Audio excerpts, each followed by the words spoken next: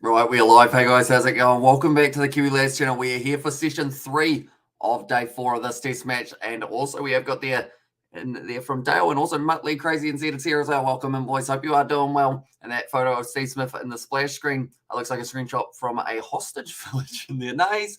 He's a bit happier at the moment. Steve Smith still at the crease, of course, sitting on 12 runs off 17. And they do currently have a 325 run lead here for Australia. So they're not doing too badly at this point in time, but we have to wait and see how long they wait until they do go for that declaration. Usman Khawaja, though, the man of the moment, 100 runs of 171 deliveries. Very impressive from him to be able to bring that up as quickly as he did. It was the wicket of Labuschagne that actually caused them to really have to speed it up. If anyone's wondering why I've still got another chair next to me, it's because my cat is actually sitting next to me there. And have the Aussies declared? Not quite.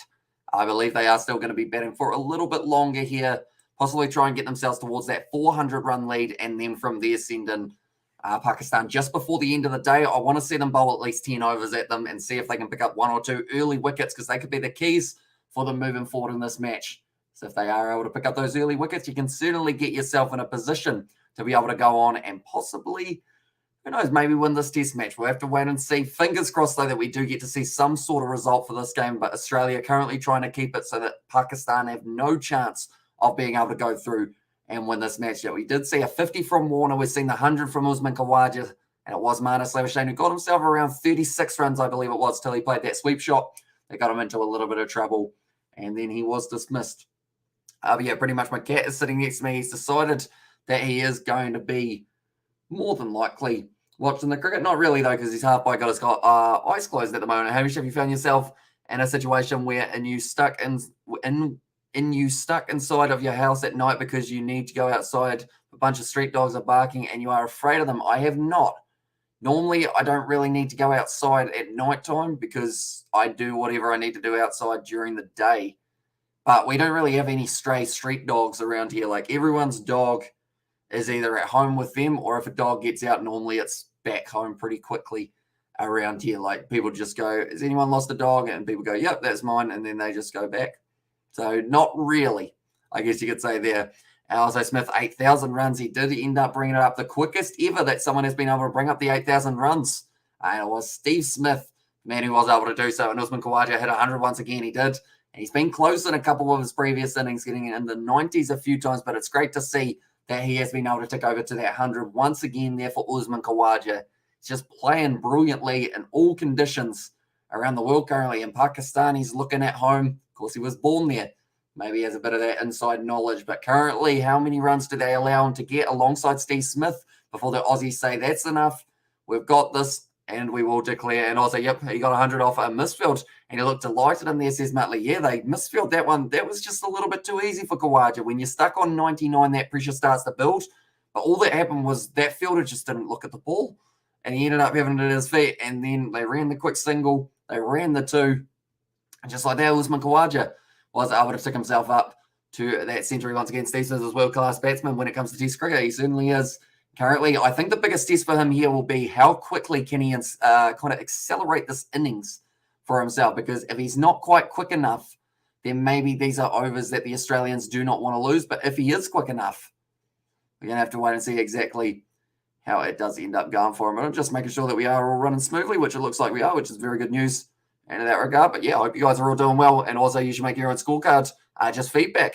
And there, as I says, Dale, although making a scorecard, I think, is a little bit easier said than done overall, like to be able to get it to automatically go over. Normally, I mean, this one has pretty much everything that we need on it, I would say. So what would you say needs to be added other than everything here, I guess, is the big question there. But currently, Pakistan, I assume you're talking about the one down the bottom of the screen, perhaps. How many overs will Aussies give today to Pakistan?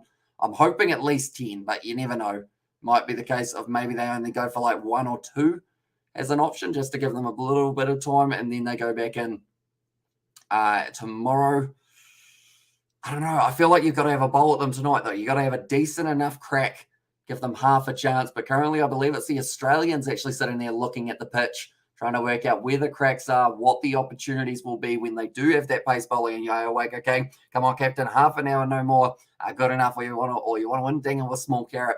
Says Dan de Castro. Yeah, if they do want to attack and they do want to get themselves the win here, Australia, they they do need to be bowling. But you want yourself just enough runs on the board, because currently if they give them 100 overs, they only need 3.2. I'd say if they give them 100 overs, they want them to go for at least 3.5 and over, which is doable on the surface. We've actually seen some pretty good cricket played from certain batsmen. Usman Khawaja is certainly one who is at the top of the bunch currently. But yeah, at this stage, I believe we can do some of the first session tomorrow, but only a little bit because of the overlaps with Super Rugby. But throughout that Super Rugby, I will be keeping you guys updated with everything to do with this match. And also New Zealand versus the Netherlands going to be taking place tomorrow also. But now Steve Smith and Usman Khawaja, they will be making their way back out to the middle, try and finish off a job for the Australians. And also we have got there, Pakistan will also have a chance to chase down the total in 4th innings to win series. I think 50% chance of Pakistan win series coding there. Although I think currently, if I do have a quick look, what have they got the live odds at? They've got 3% for Pakistan, 48% for the draw, and 49% for Australia. So if Pakistan only need to chase down, say, 350, I feel like that is their best chance. And also, I feel like a made scorecard will look better. Just feedback, not trying to be made. And there's us says down. So I assume you are talking the one across the bottom of the screen rather than to the side, I assume. But do let me know. But yeah, currently, I guess I don't really have, with the live streaming software that I use, the technology to be able to have a scorecard down the bottom or update itself without using this one type thing. So I will have to get back to the people who make the live streaming software and just say, is there any way? Because I know that for rugby, I want to have the ability to add like a clock. But unfortunately, they don't actually have that ability on the live stream software. It's still quite new. So hopefully, as we get through in the future, they can add a few more. Pakistan, there's no chance if Cummins bats too long. We don't even know what he's planning just yet. Yes, Dan. And I'd assume that they're still going to be aggressive. And this one, they can't afford to take their foot off the gas here, Australia, because every over that they face where they're not scoring runs is one less over they've got to bowl at Pakistan. And yes, in some regards, that could be good. Pakistan start off very quickly. If not going to go too well. And also, we've got a Hamish, what is the cat symbol on the screen? It is looking cute. Is it drawn by Isaac? So pretty much that is my cat made into a cartoon by Isaac. For one of the channel emojis. So my cat has decided to actually take my mum's seat here. He won't talk as much as my mum, unfortunately, but he will just be chilling out. He's kind of looking at the screen, but not really. I think he's looking at the floor at the moment. But now Steve Smith about to face this first delivery. Day 4, session 3, about to get underway. We've got 2.5 hours, and we will certainly be using all 2.5 hours because they are miles behind for the over rate. Only 53 have been bowled today of the possible 60 that they should have been through.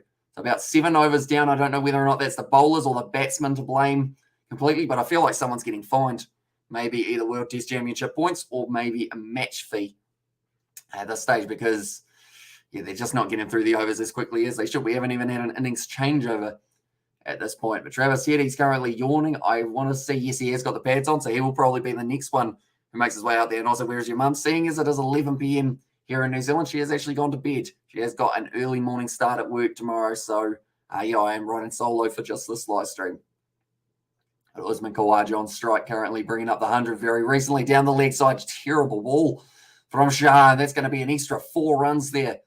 And I believe they will be buys. So that hurts just a little bit more for Naseem Ali and also, or Naseem Shah, and Muhammad Rizwan.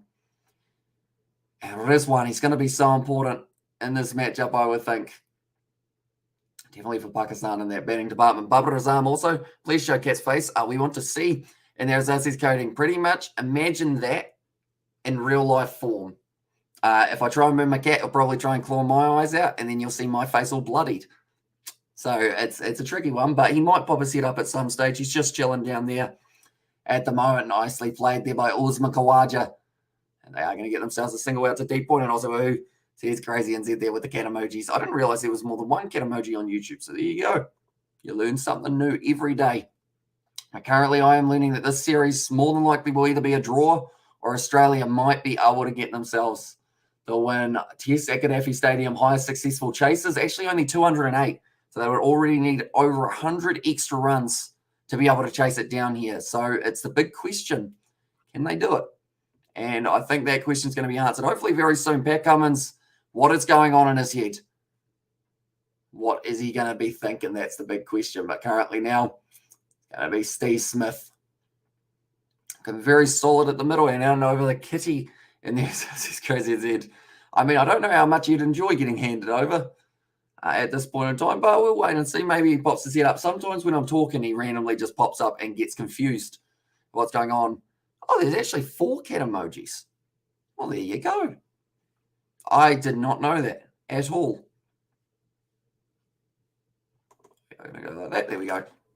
I was just making sure that my scoreboard was still updating, and it was not. So we will quickly go like that. There we go. Now it is. Now currently 209 runs. Steve Smith moves himself up to 13 now. He's got such an awkward stance, as we know, with Steve Smith, but it's looking like he's handling it not too badly currently. Let's end up bending the knees right on middle stump. The way that he set, he did actually get plum LBW in the first innings, and also we have got there, HY Live watching is low, only 10 in there, coding says, as it's all good. It is late in New Zealand, so I feel like there is plenty of sport on currently. I believe there's a couple of football matches on as well as we currently speak. Oh, the cat's about, there he is. That's his back that you guys have just seen. It's going to be hit to the leg side. 57, he's doing a spin. And he is sitting back down, so you can't quite see his face as of yet. And also, Hamish, maybe Australia win or draw. Yeah, I think those are the 2 options currently at this point, as Australia will not want to give Pakistan any chance of being able to make their way into this match. Even though with Babar Azam, with Al Haq, with all of these short format specialists, Pakistan can score at 3.5 and over, maybe even 4, but we haven't seen anything from Pakistan so far that proves that they do want to go aggressive, unfortunately, which is a shame, because I feel like if they were aggressive in that last test match, they may have been able to get themselves a win, which was already a monumental draw as well.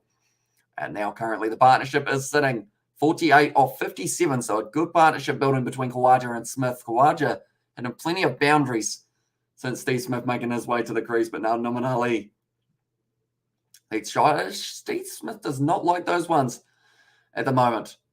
A little bit of fanciness from Steve Smith there with the bat. Let's pass it up to Mohammad Rizwan.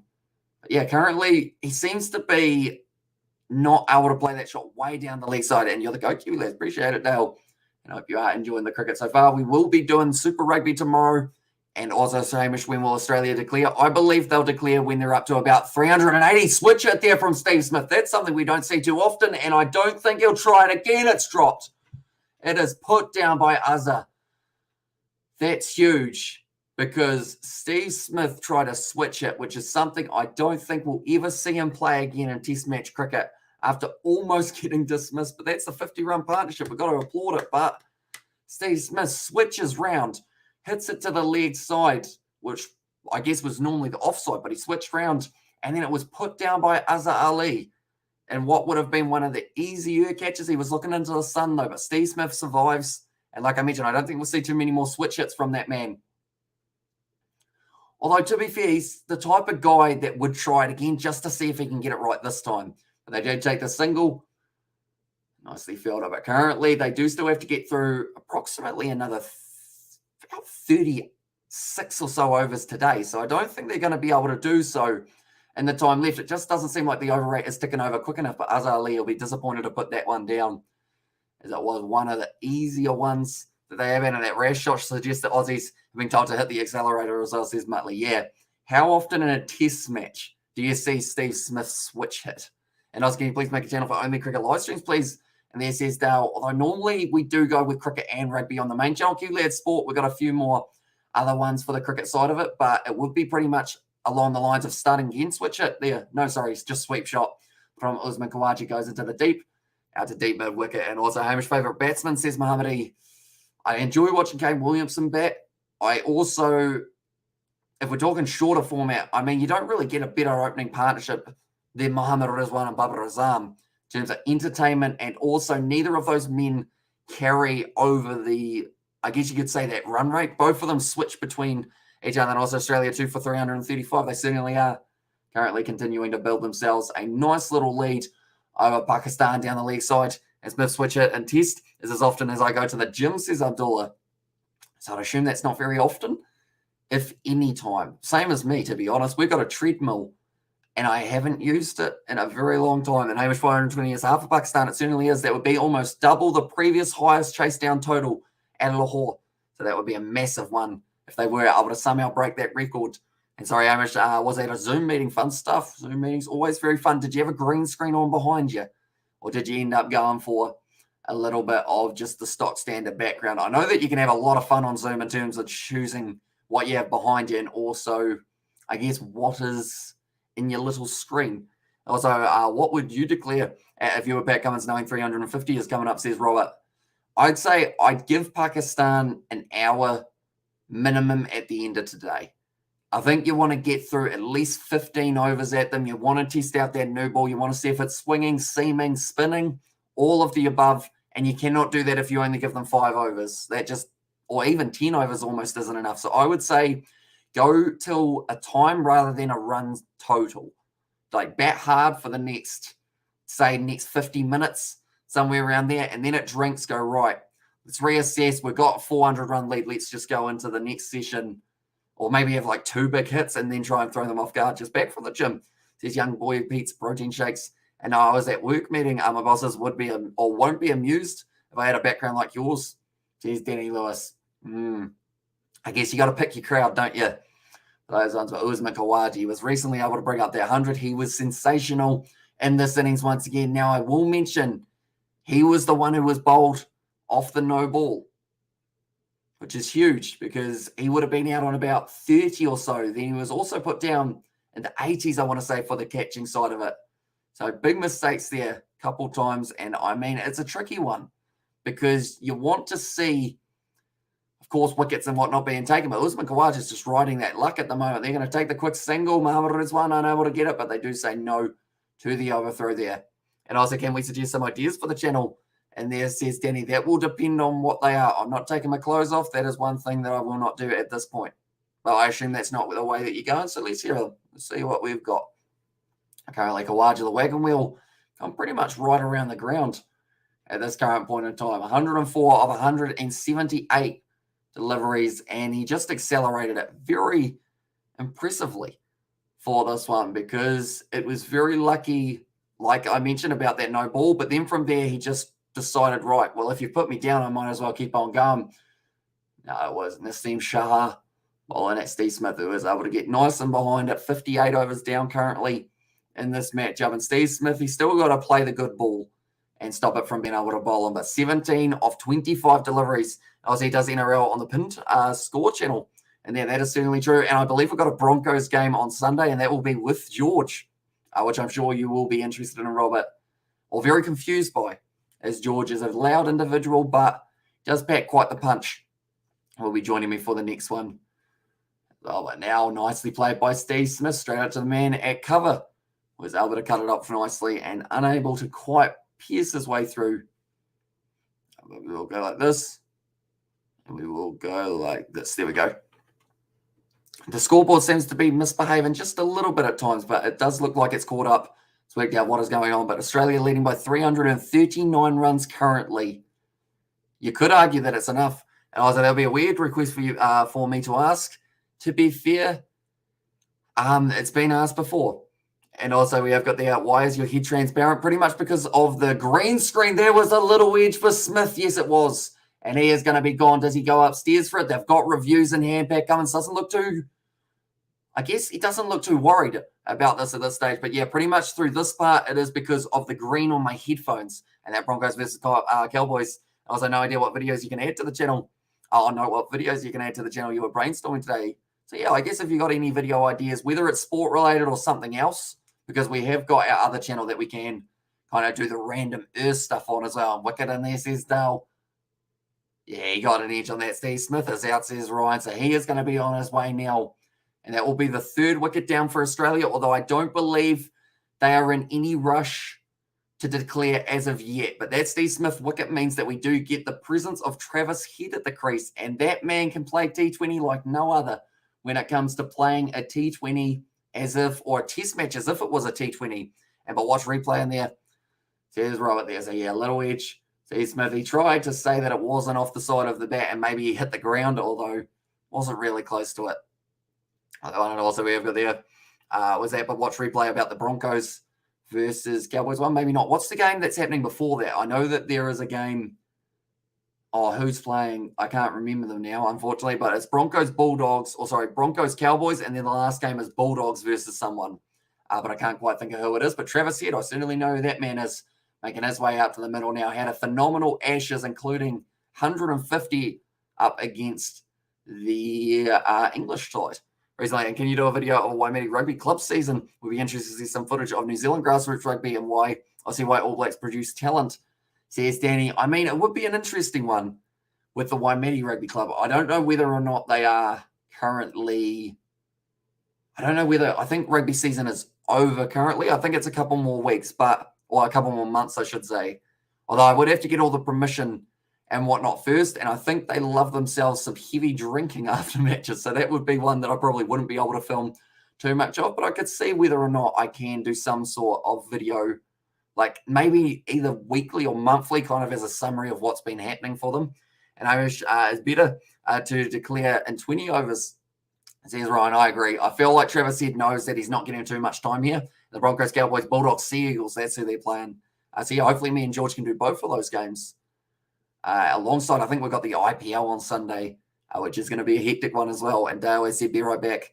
We'll see a bit later on. But Travis said now on strike. Naseem Shah picks up that wicket that he could have had a long time ago nicely. Hit out through cover. And Travis says, thanks very much. I'll get my single. I'm off the mark. And that will be the end of the over, retaining the strike. And it is 59 overs down 217 for 3 with a lead of 340 now for the Australians. So anything more than 400 I feel is a waste to have, because you got 43 minutes till drinks. That should be enough time to bring up that 400 lead. Maybe you're just short, but I don't think you want to go too much higher than that, or else you just end up pretty much shooting yourself in the foot, I guess, theoretically, because you're just going to not have enough time to bowl them out. Yes, the pitch looks rough to bat on, and yes, it's not going to be easy for Pakistan, but they just have that fight. And then no idea why we're worried about the declaration that's coming about till they're bowled out. And this is Abdullah. That is true. If the second test match is anything to go by, we have no idea what's going on. And Cummins here for this matchup. And are you a graduate or something like this? I am only graduate of high school. I didn't end up going to uni or college or what else is it called? Depending on where you are. Higher education, I guess, is that one.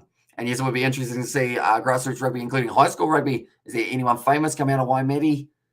No, not for rugby-wise. I think a couple up the road a little bit more and south more, but no one out of Waimea, I don't believe, has gone on to kind of the international game. Polytech, that is another name. But yeah, I didn't end up going for it in the end. I did decide to take a gap year, and that gap year became a little while Hayden Patton. Of course, if we're talking about non-rugby players, Hayden Patton is he's a rally car driver, isn't he? And currently a very quick individual in that regard. You actually see him in the Waimea 50, which is pretty awesome to see. I'm the same as Hamish. And there says Robert there. But yeah, currently, I mean, it would be kind of cool to do some sort of cinematic, like multi-filming season thing. Overall, we'd have to work out how we're going to produce it.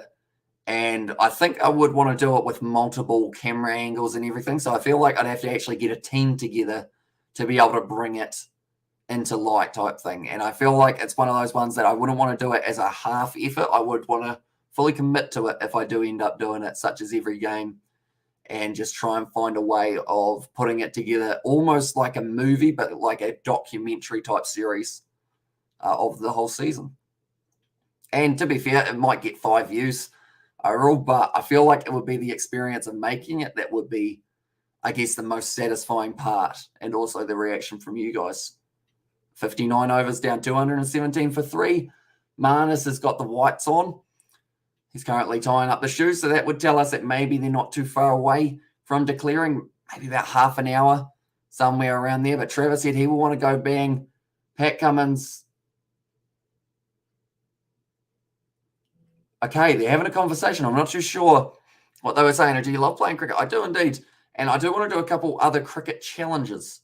They were also on the list that we have got. That was a big swing, no ding from Travis here, trying to go for the sweep shot. Ends up missing it. So it's coming in Lyon.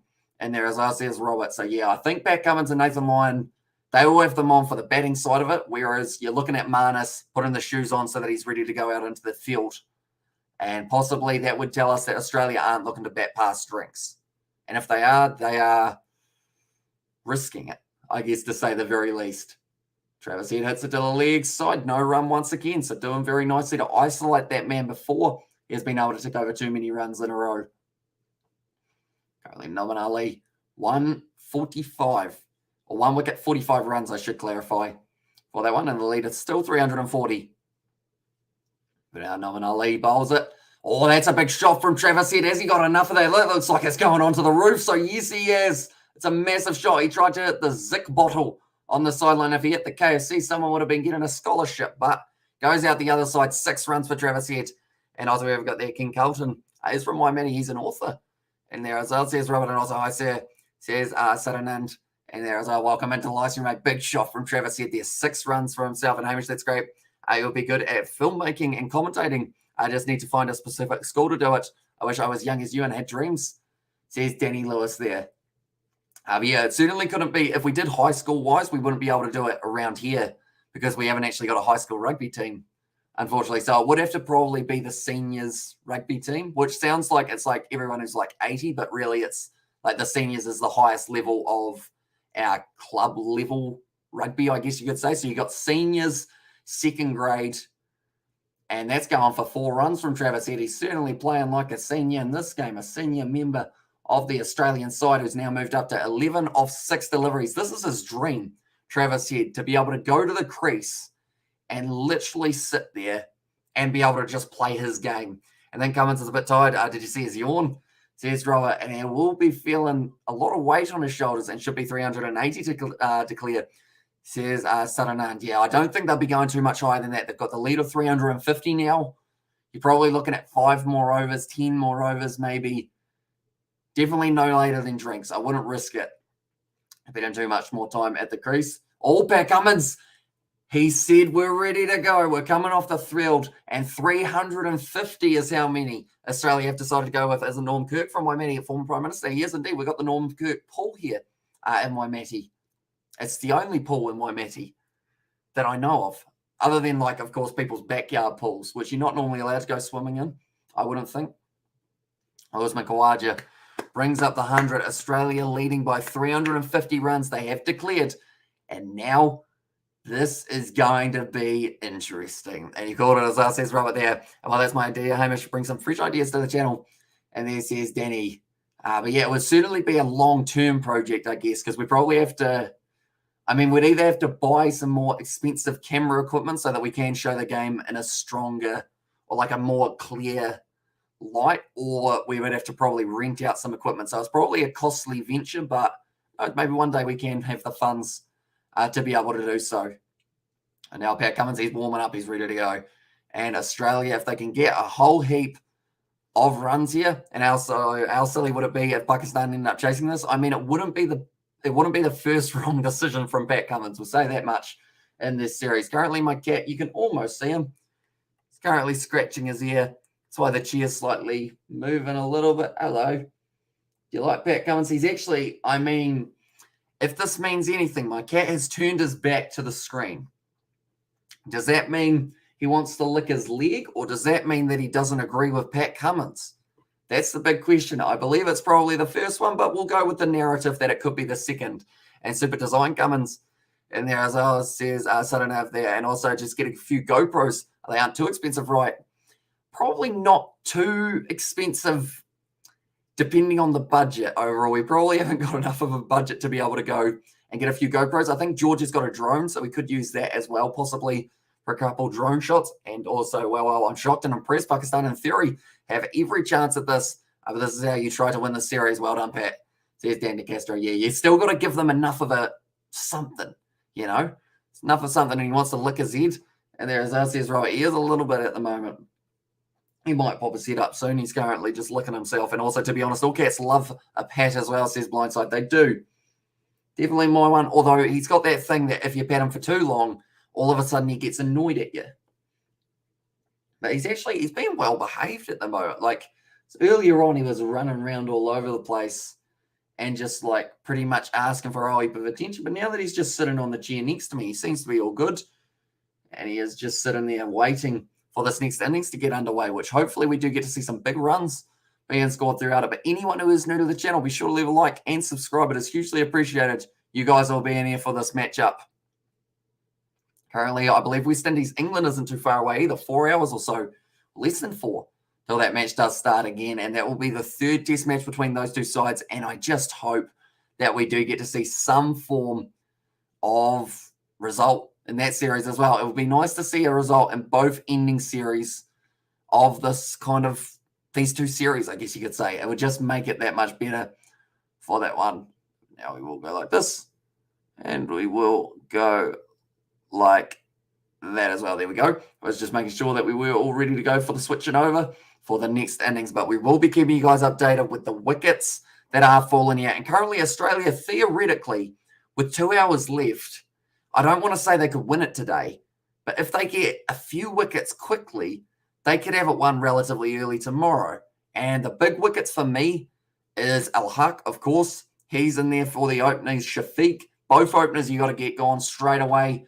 Then Babar Azam, he's the next huge one that I feel they have to try and get rid of as quickly as possible. I made calls of the boys from the ground or from the Grand Tour in WWE 2K22. So I feel like if George had that game, he would certainly end up downloading them. He does enjoy Top Gear and the Grand Tour, etc. For those ones as well. Currently, anyone who is wondering what we've got on for the weekend, we have got a large amount of sport. We will be doing the IPL, hopefully in the middle of the night, Babar Azam. And there, as I says, blindside. And also we have got Super Rugby that is going to be coming up in NRL on the Sunday. And I don't think we've got too many other games taking place other than those ones for the weekend. And then a bit of midweek rugby as well. Nothing wrong with that at all. The Ashan West Tigers versus Warriors going to be taking place tomorrow night. Unfortunately, that does overlap with the other game that we have got for ourselves. So it does mean that we will be missing out on that one as well. What other games have we got? Raiders, Titans on Saturday night, Storm and Eels and Panthers and Knights. They are all the Saturday fixtures that I can see there as well. But do let me know, ladies and gentlemen, 350 runs, is it enough to be able to stop Pakistan? Or is it going to be, I guess my big question is, how many wickets will Pakistan lose tonight? I feel like there's so many questions running through my mind at the moment, but a lot of them going to be answered soon, and Pakistan will try for the draw. I hope they don't. I hope they do go, you know what, 350 is doable for us, boys. We've got the potential, we've got the power, we've got the precision that's required. We just need to back ourselves.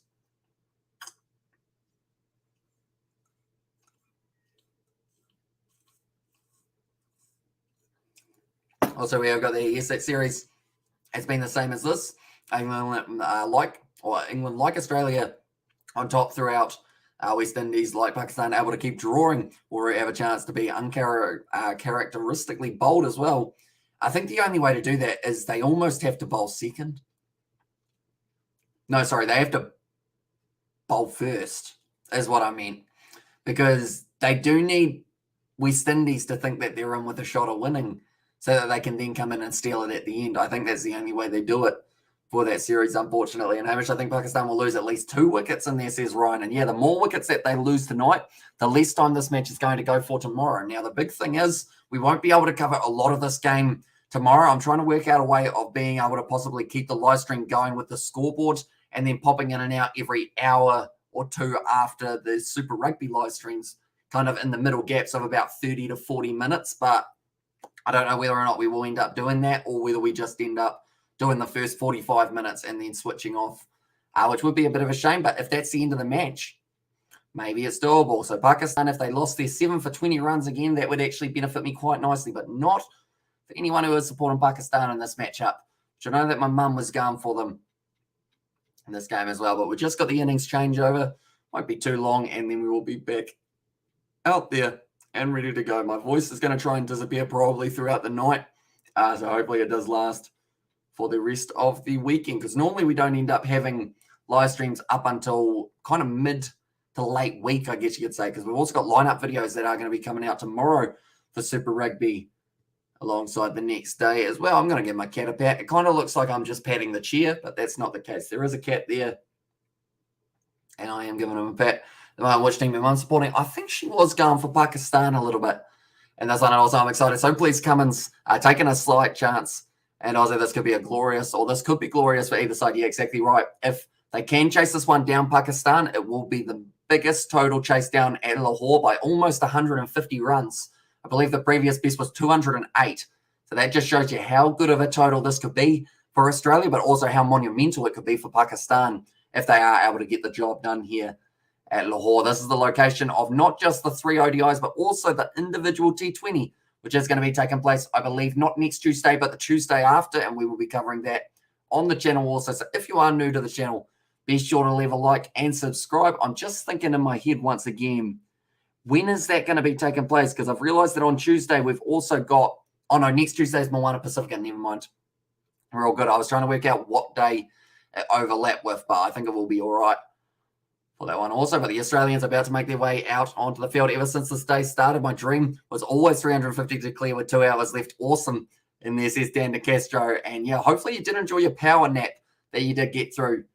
And I hope you're feeling wide awake currently, because there's going to be some excitement at the end of this day by the looks of it here for the Australians. If they can get those early wickets, if Cummins can find his line, if Stark can find that pace, and if Abdullah and also Al-Haq don't get themselves in early, this could be a hard pitch to certainly bet on for not just tonight, but also for tomorrow as well. It's exciting stuff here, ladies and gentlemen.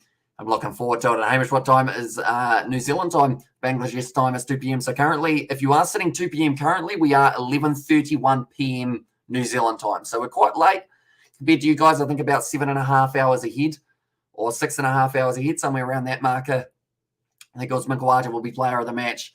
Certainly, if no one from Pakistan can stand out in this game, if Pat Cummins gets himself a fifer or Stark a fifer, you'd argue that they're probably right in the running for it as well, just because of the wicket side of it being so important throughout this fixture. But currently, Usman Khawaja, he's had the series of his life, really, in Pakistan. He's just been scoring no matter what. But Australia, we did say about the fact that if they did end up going for the option of a bowl, if it was 10 overs, it wouldn't be enough to try out the swing, try out the bounce, try out the swing, everything along those lines. They've got 2 hours. This is certainly going to be enough time for Mitchell Stark to start finding his line, his length. The Australians, they should be fresh. A few of their bowlers actually going back to Australia after this test series. You might as well throw your 110% into it tonight. Yes, you're going to be sore tomorrow, but you'd regret it if you didn't give it everything you had for this night. Hamish, Thursday start, Bangladesh versus South Africa, Bangladesh 2 p.m. and Durban as well. So Bangladesh versus South Africa, Bangladesh 2 p.m. So I believe that would be the test match that will be taking place. So that will be about 11:30 our time. In fact, I'll just get that one up for the stat just to make sure I've got it right. But Abdullah Shafiq at the crease, 22 years of age, still young, and has got plenty to learn. But the first ODI between Pakistan and Australia is at 5. And then Bangladesh versus South Africa for the test match starts at 9 p.m. New Zealand time, and that will be on March 31st. But they won it all day. The Conservatives, we're speculating 400, even 450, and 10 overs left. This is Dan, and also with the Usman Khawaja getting man of the match. I feel like he's certainly right up there. Mitchell Stark bowling his first ball outside of off stump, left alone. One less ball that Pakistan do have to face, as I believe they've got at least 540 balls to face here if they want the draw. Plus, it's still a little bit to the side, as well, such as probably an extra 20 over. So they've probably got 700 balls or so to be able to chase down 351 if they really, really want it. And also, I'm bubbling with childish enthusiasm. So am I. I'm excited. I feel like this is the first time, and not just this match, but also debatably the series, that both sides throughout this time have got a chance of winning. It's just a case of who comes out on top. Currently, Shafiq facing off with Mitchell Stark. Does get it on the money. That's a close one for LBW. Maybe pitching outside leg, I would say, straight away, and maybe just doing a bit too much.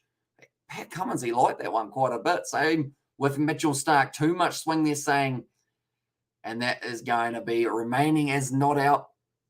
But I'd love to see that one on the replay, just to see whereabouts that ball was going for Mitchell Stark. But it certainly swung and seamed as well, I believe.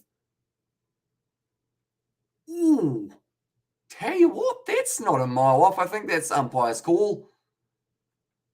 Umpire's call, I would say. If it's not pitching outside leg, for the way that it does end up bouncing, it's relatively close for Mitchell Stark. Probably, I mean, if it was me, I wouldn't have reviewed it just because it's a second ball, but then I also would have probably wanted to review it just to check it out. But now Stark, like he's done decently currently with this line.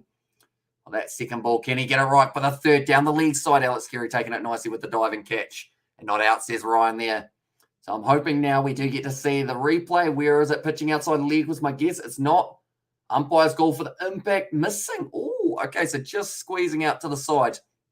That hit him a lot more straight on than I didn't anticipate. So Australia would have lost their review if they had gone up for it due to it completely missing the stump. So good call from the Aussies in the end, and Pat Cummins and Mitchell Starc. If that was Southey, they would have gone up 9 times out of 10, if not 10 times out of 10, and no review. Fair from all 3 wasted early at last innings, no doubt. Yeah, that's the thing. You don't want to end up losing them early in such an important innings. Way down the leg side, a little bit of a misfield from Alex Carey, and they do sneak through for the single, the first single of this innings. And also everyone gets it right, well done. And there's Aussie's Dan De Castro. But now the target of 351, they've got themselves one. 350 to go. Not terribly hard to do in a normal situation. But this is on a pitch that looks like it's going to be breaking up later on. And also, I should mention, not hard to do when it's your first innings batting. Second innings is a whole different story. And Southey, yeah. And there's us, Dan De Castro. Yeah, that man, he goes up for things that aren't even close, doesn't he? It's like she and a 3D shout. Luckily, they didn't review it, but it was about 3 stumps worth outside of a stump, and he was still shouting as if it was middle stump, plumb on the toe. But yeah, it wasn't given out in the end. Was probably fair enough in that one. But Mitchell Starc, 4 balls, bowled so far, now facing off with the left-hander. And Imam Al-Haq, I should say. Oh, okay, nice little bit of in-swing once again. Or in fact, it's a way swing from the left-hander. Starc right on the money with his first delivery to Imam Al-Haq. And also we've got that Hamish Jadeja is Chennai Super Kings captain. And he says, Ryan, I was actually looking up a few of the squads in my little break that I did have while I was having some food. Oh, no, my cat's back. Hey, Millie. You're just going to take a seat. You going to watch any cricket, or your head too heavy? It looks like he's just looking straight down at the seat, admiring the patterns that are on these ones. Now, Al-Haq, last ball of the first over for Pakistan. The first of many that they will have to face here, I should mention. But outside off stump, left alone by him. And that will be the end of the first over. 1 by off it. The Mitchell Starc yet to go for a run off the bat. And also the cat emoji from Muttley there as well. But 1 over down, 1 for none. It also missing Mum missing the potential best session of series as well, says Dan. Yeah. And I think the logic behind it straight away, when I said I'm going to miss the second session, but I'm coming back for the third, this is why. Like, it's always a great third session, it seems. No matter what day it's been, the last session has been the one that everyone just kind of rises to the occasion of these test matches. It's unfortunate that it doesn't carry over to the first and second session normally, but yeah, I know that she took her iPad to bed, so she might still be watching it, even though it's a random hour currently, but I would think more than likely she might be asleep by now, and we'll look at it in the morning. And you got it right on, mate. And there says Dan. But yeah, it does feel weird having, like, I keep on looking over to see if the cat's going to talk back, but he doesn't know English at this stage or how to speak, so that kind of causes problems. All right, in Pakistan first innings, the Aussies managed to get the ball to reverse swing by the 10th over. That must be the back of the hand or back of the head of the batsman. That is true. And Pat Cummins was also able to get himself a 5 for. But my dad and mum also, they both watched the highlights while I was asleep a little bit earlier on, and they mentioned every single time there was a wicket. And I agree with them big time because I did see it last night as well. Every time, or pretty much every time there was a wicket, there was a puff of dust or the pitch was breaking up, which does mean it's going to be a tricky moment for them later on in today and also tomorrow if it does continue to break up. And cats speak English, they just choose not to. A different way of looking at it. I like it. That goes outside of off stump's going to be left alone there. Alex Carey gets it behind the stumps. Now, he will be involved, I'd like to think, in either the T20 or the ODI, but it's always hard to tell because I know that they've got Matthew Wade, I believe, currently, who pretty much said during the BBL to the Hurricanes selector, he was like, nah, if you play Ben McDermott as keeper for the Hobart Hurricanes, I've got the Wallabies. Or, sorry, the Australian side. No one else. It's my spot. So it's whether or not they decide to stick to that or whether they go with someone else, perhaps. Now, Pat Cummins, third ball of his first over. On the money, just a little bit down leg. He likes it, though, Pat Cummins. Actually liked it a little bit more than his last one. Well fielded there. Every run is crucial. And Mitchell Starc able to cut that one off nicely. Stops it from going for the 4 runs. And I believe that will be a couple more leg buys. So all the bowlers actually yet to go for a run off the bat, whereas they have had 3 runs scored so far for Pakistan. All right, how much does this one? I think it hits the same. Yep, down leg. That one was further down leg than Mitchell Stark's. Also, how many overs left? Says Jagannath. So at this stage for today, they will still have another hour and 50 minutes. So you're probably looking at a good 25 overs, somewhere around there. And then match draw, says Roman, for the one. But then tomorrow they do have to get through around that 90 mark. That one bounced. Geez, that one took off. Shafiq, you'll be looking at that closely going, that didn't do that before. What's going on there? But it just zipped through for Pat Cummins currently. Does it hit the seam? Does it hit something? I think it just hit a nice patch of the turf and just went. As they aren't all doing it right, about to clear right time. Pakistan being careful, gets there plenty of time. And there yeah, Vittori joined the Aussies white ball coaching staff. Will be interesting to see what he'll bring to the table. And there says Abdullah.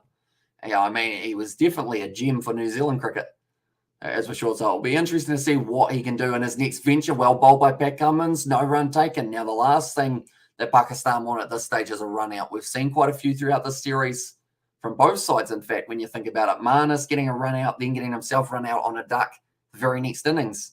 I believe that was the second one, if I'm not wrong.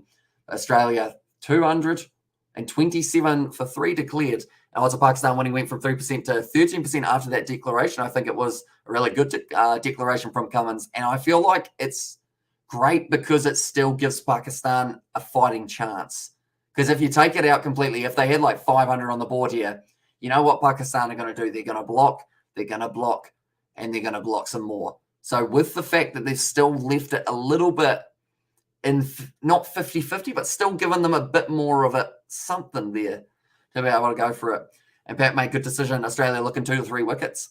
Says Jagannath there. So, yeah, if they can get themselves anything more than 3 here would be huge for Australia. And they've still got another hour and 45 minutes to be able to do so. I'm actually going to sit back on my seat, stretch out my back, and relax because it's going to be exciting. And also we have got the, I want him sacked today. Ayun, my respect, well done. Well, I wanted him sacked today. My respect, well done. There's Dan Castro. And yeah, I guess it's always one of those ones that as a captain, I guess the saying is you live and you learn, but normally captains don't get a second chance, but luckily they've given him one here and hopefully it does. We out from completely agree, Hamish. It gives incentive to bat aggressively, says Muttley. Definitely, because you're not going to be able to tell someone like a Muhammad Rizwan, like, bat at a strike rate of 10. He's just not going to do it. Like, he can't do it because it's almost like putting him too far into his shell that will be when the mistake happens because he thinks, oh, I'm not allowed to go after anything. I just have to stay here.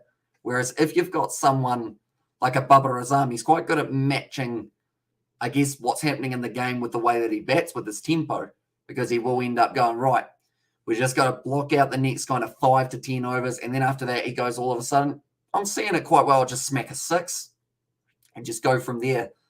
But now Babar Azam, not at the crease as of yet, but the Australians would love to see him very soon, I would think. As it would mean that they have got themselves in a very nice position down the leg side once again from Mitchell Stark. Just the radar a little bit off. 144 Ks, getting it down there at a decent rate here for Mitchell Stark. The target of 351, though, for Pakistan. Still a long way to go here.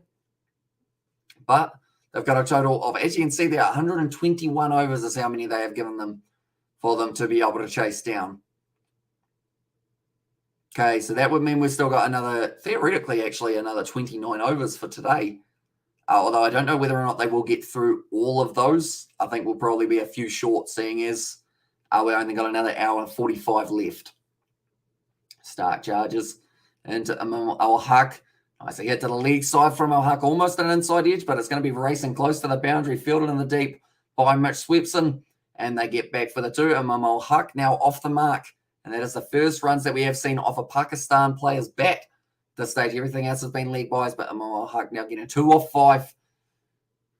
And like they're saying, if that didn't hit the inside edge, that was probably an LBW shout and a half that would have been available for Stark. But nicely played by it was Al-Haq. He almost, I want to say he reached for it a little bit more than we normally see from him. Which will give him a little bit of nervousness in the later stages of the day. Definitely if you push at the wrong ball, do end up finding that little bit of an edge, playing too far in front of yourself. And hello again, says Betty Wagon. Welcome in, mate. Hope you're doing well. Mitchell Stark there. That was a nice ball hit down the ground. Almost beating Pat Cummins. He gets back up. He does a wild throw to Alex Carey. Seems fired up at the moment, the captain Cummins.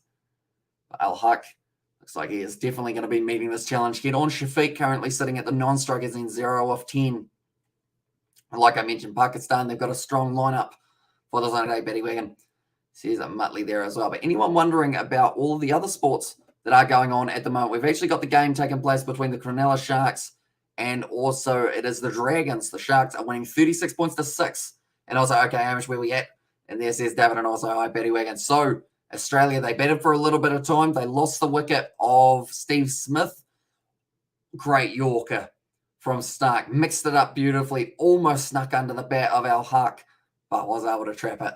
And yeah, they decided 350 was enough. Travis Head went out there, had a couple whacks around the ground, getting a 6 and a 4. And then at 350, Pat Cummins has said, we're ready to bowl. So currently 5 for none. They've got 121 overs that they can face Pakistan.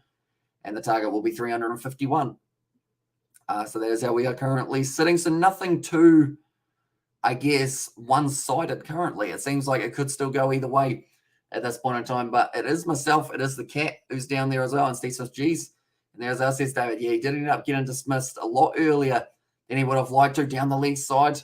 Once again from Stark, it seems to be Yorker, then one down leg. Yorker, then one down leg. But that will be the end of the third over. 5 for none now. And good here, thanks, mate. Enjoying this match and hanging out there, or hanging out here. Hope all as well in your Paddy world, or Paddy Wagon world there as well. That sounds like a bit of a tongue twister as well, doesn't it? Currently.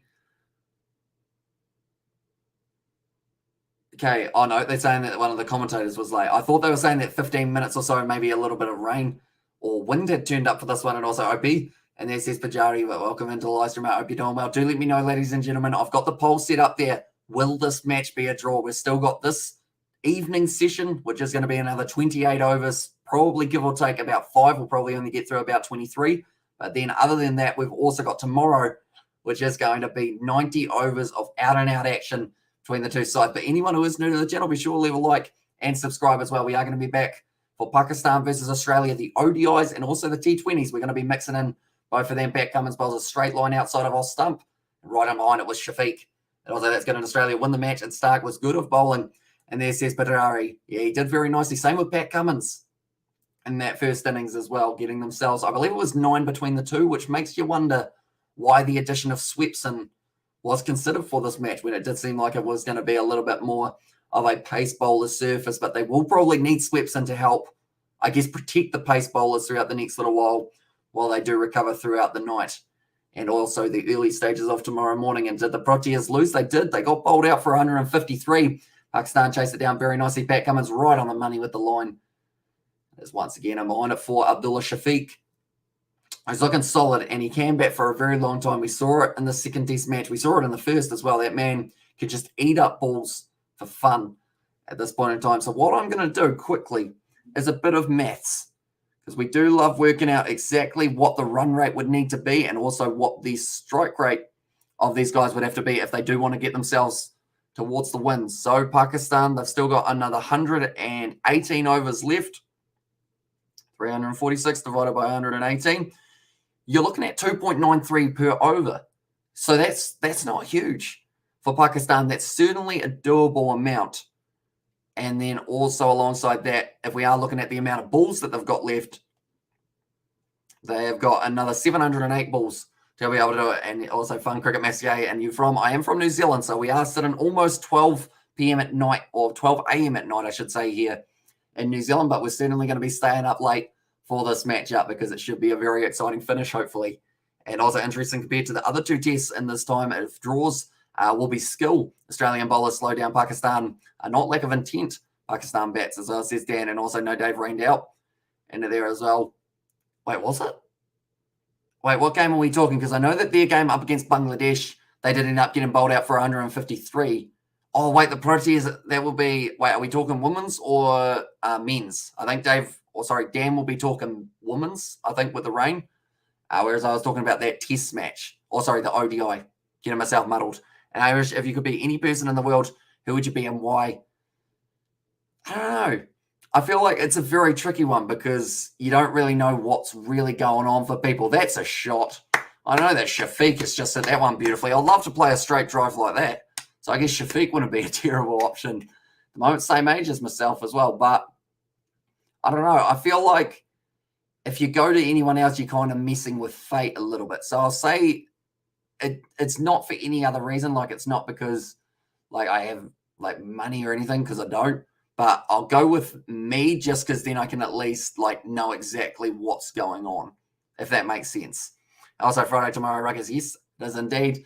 I see bowled by Pat Cummins right in behind the ball, though. Shafiq is up for the battle, and Pat Cummins, a little bit of a stare down at the end of the fourth over. 9 for none now for Pakistan. And obviously, there says Dan, and also women's West Indies versus South Africa. And then one of Pakistan loses, then which position they will be in the points table. I believe even with a loss here, they still keep in the top three at this rate. So both of these sides, I believe, are 1 and 2 currently. So, yeah, I don't think they'll lose too many rankings, and they'll still be right in the hunt for the World Test Championship. And Stephen Smith in there, says Pajari with the sunglasses, going to be an important factor in Australia's ODI side if he does get selected for it. And also, who knows, maybe important with the ball in hand, depending on how many overs the likes of Cummins, Stark, and Cameron Green are able to bowl. Maybe we do see a little bit more spin being added in here. Currently now, 4 overs down. Shafiq scoring 4 off 16. Al-Haq scoring 2 off 8. So both actually going at that strike rate of only 25 at this current point in time. But it is going to be a little bit of an early onslaught from the bowlers and Stark and also Pat Cummins. Oh, Mitchell Stark, he's gone for 2 runs. He also went for a couple league buys in his earlier stages, but he's charging into Imam Al-Haq, the left-hander. Nicely bowled once again. He's played that beautifully, though. Watch the ball right onto the bat. It makes sense. And there says Danny. But currently, Australia, like I mentioned, they do need to keep Pakistan under around that 3 runs per over mark, and they are doing that pretty well. They did actually start extremely slowly, Pakistan, for their last innings. But from there, they actually built up very nicely once again. Were able to get themselves up to a decent enough run rate to be able to really contest. But 700 balls left that they've got to be able to face here to see whether or not they do get themselves the victory. So certainly doable. That is for sure, which I think is why this test match will be so intriguing in the later stages. Nicely played there by Abdullah Al-Haq, going for the run-out opportunity. Doesn't quite get it. Pat Cummins with a good bit of fielding, although that will hurt his legs a little bit. And good contest so far. All playing well, says Dan. They certainly are. We've still got another hour and 38 minutes left. And Eliza, but the question is, do we really know ourselves? I know that. I don't know. I don't, that's for sure, says Danny. So I guess if that's the case, then if you don't know yourself, how would you know anyone else, if that makes sense? And I was Irish, so I'd like to friends and all of our friends' phone numbers so they can't contact me anywhere, by the way. How's the cricket been going? It's been going pretty well overall. It's been a slow build up to this final kind of, I guess, 120 overs. But now that we're here, it seems like it's going to be a very awesome finish to this test match. But currently, I have got my cat next to me. He has decided to join me as my mum is asleep. Mitchell Stark, short ball, nicely played there by Imam Al-Haq, who was up for the challenge, though. 9 off 4.2. So I'd say we'll probably get to 10 overs, and they may have, I'd say 20 runs on the board, somewhere around there. It won't be a huge amount, I wouldn't think, for Pakistan, but then it's from there making sure that they don't lose those early wickets, because if you lose wickets today, that's when you get yourself in a lot of trouble. And then you also look at exposing someone late in the day, and then you got to make the bigger decisions. Night watchman or no night watchman. Do you think it was a smart idea to avoid the drama? I would say so. Just because, like, there's already enough drama in the world without having added drama in it, I guess you could say. So, like, I feel like you'll be a lot less stressed out now overall with having to make the decisions. Pakistan, they need 342 runs to be able to win this matchup. Certainly doable, but they did get 268 in their first inning, so they would need an extra almost 80 to 90 runs more than they got in their first innings for them to be able to do this. And that's true, but it would be interesting to see someone who has different talents and money than you. Like being Ronaldo, you have skill, money, and fame, something you will never have.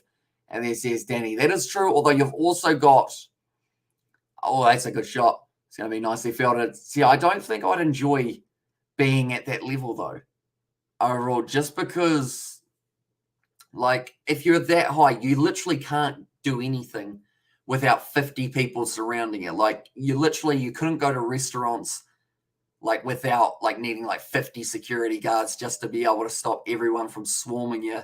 So I feel like it's almost like if you ask some famous people, they'll probably say they want to be like us and just be able to go out and about, hang out with friends and not get swarmed, and just live a normal life type thing. So I guess it goes both ways. That one I predict Shah will retire hurt from a Cameron Green box crusher. Or tell you what, if you know about box crushers, you know about Joe Root and the Ashes. That man just couldn't avoid getting hit in the testicles, as a blunt way to put it. I guess he just he got smacked so many times. And the worst thing is, one of the times was in the nets and he wasn't wearing a box. So I don't know what was going on there, because he would have known that he was going to get smacked there, because he's been smacked there every match. So far, he got a hard one from Stark, and also he missed a hell of a match in the Stormers versus Cardiff. I did end up watching it in the end, just through, I think, the replay in the morning, unfortunately, just because my voice was not existent at that stage. That's true, but we will never know unless we are in their shoes, says Danny. And also the only drama I like is an album by Yes from 1981 named Drama. I realize my age and music taste in there. Nothing wrong with a bit of old-fashioned music, though. Okay, Nathan Lyon's getting added into the bowling attack. I don't know if I would have done this. So they've said that there's a fair amount of rough. I would have probably given Stark or Cummins another couple.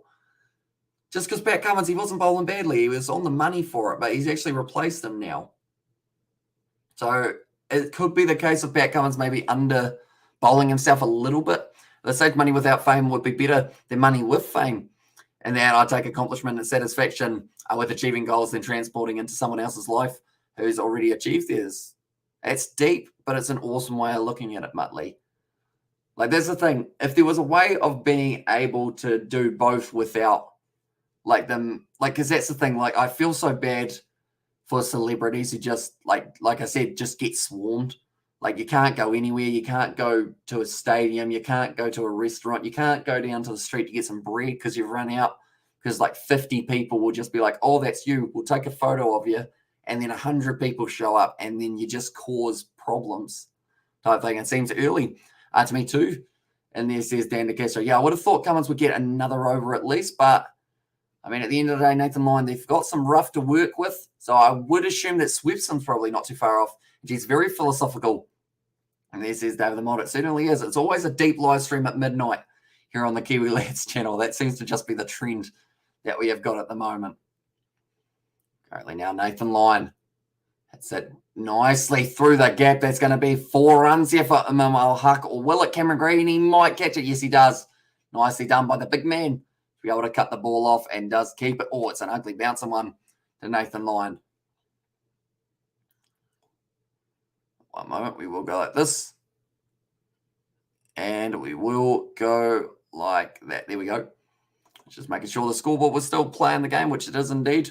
Pakistan, they only need another 339 runs now. I'm going to sit back in my chair. I was quite comfy back here. We were getting philosophical when I was leaning back. And also, this chair's not hugely comfy at the best of times. Nicely played by Imam Huck, getting right in behind the ball, watching it right onto the bat. We have different values, and that's cool. And there says Danny Lewis, and also we have got that Keanu Reeves that's given so much respect and space. And there says Joshua. Yeah, so you've got certain celebrities that seem to get that kind of treatment, I guess you could say. But then, bouncy. That one, I think, hit the rough and really took off there.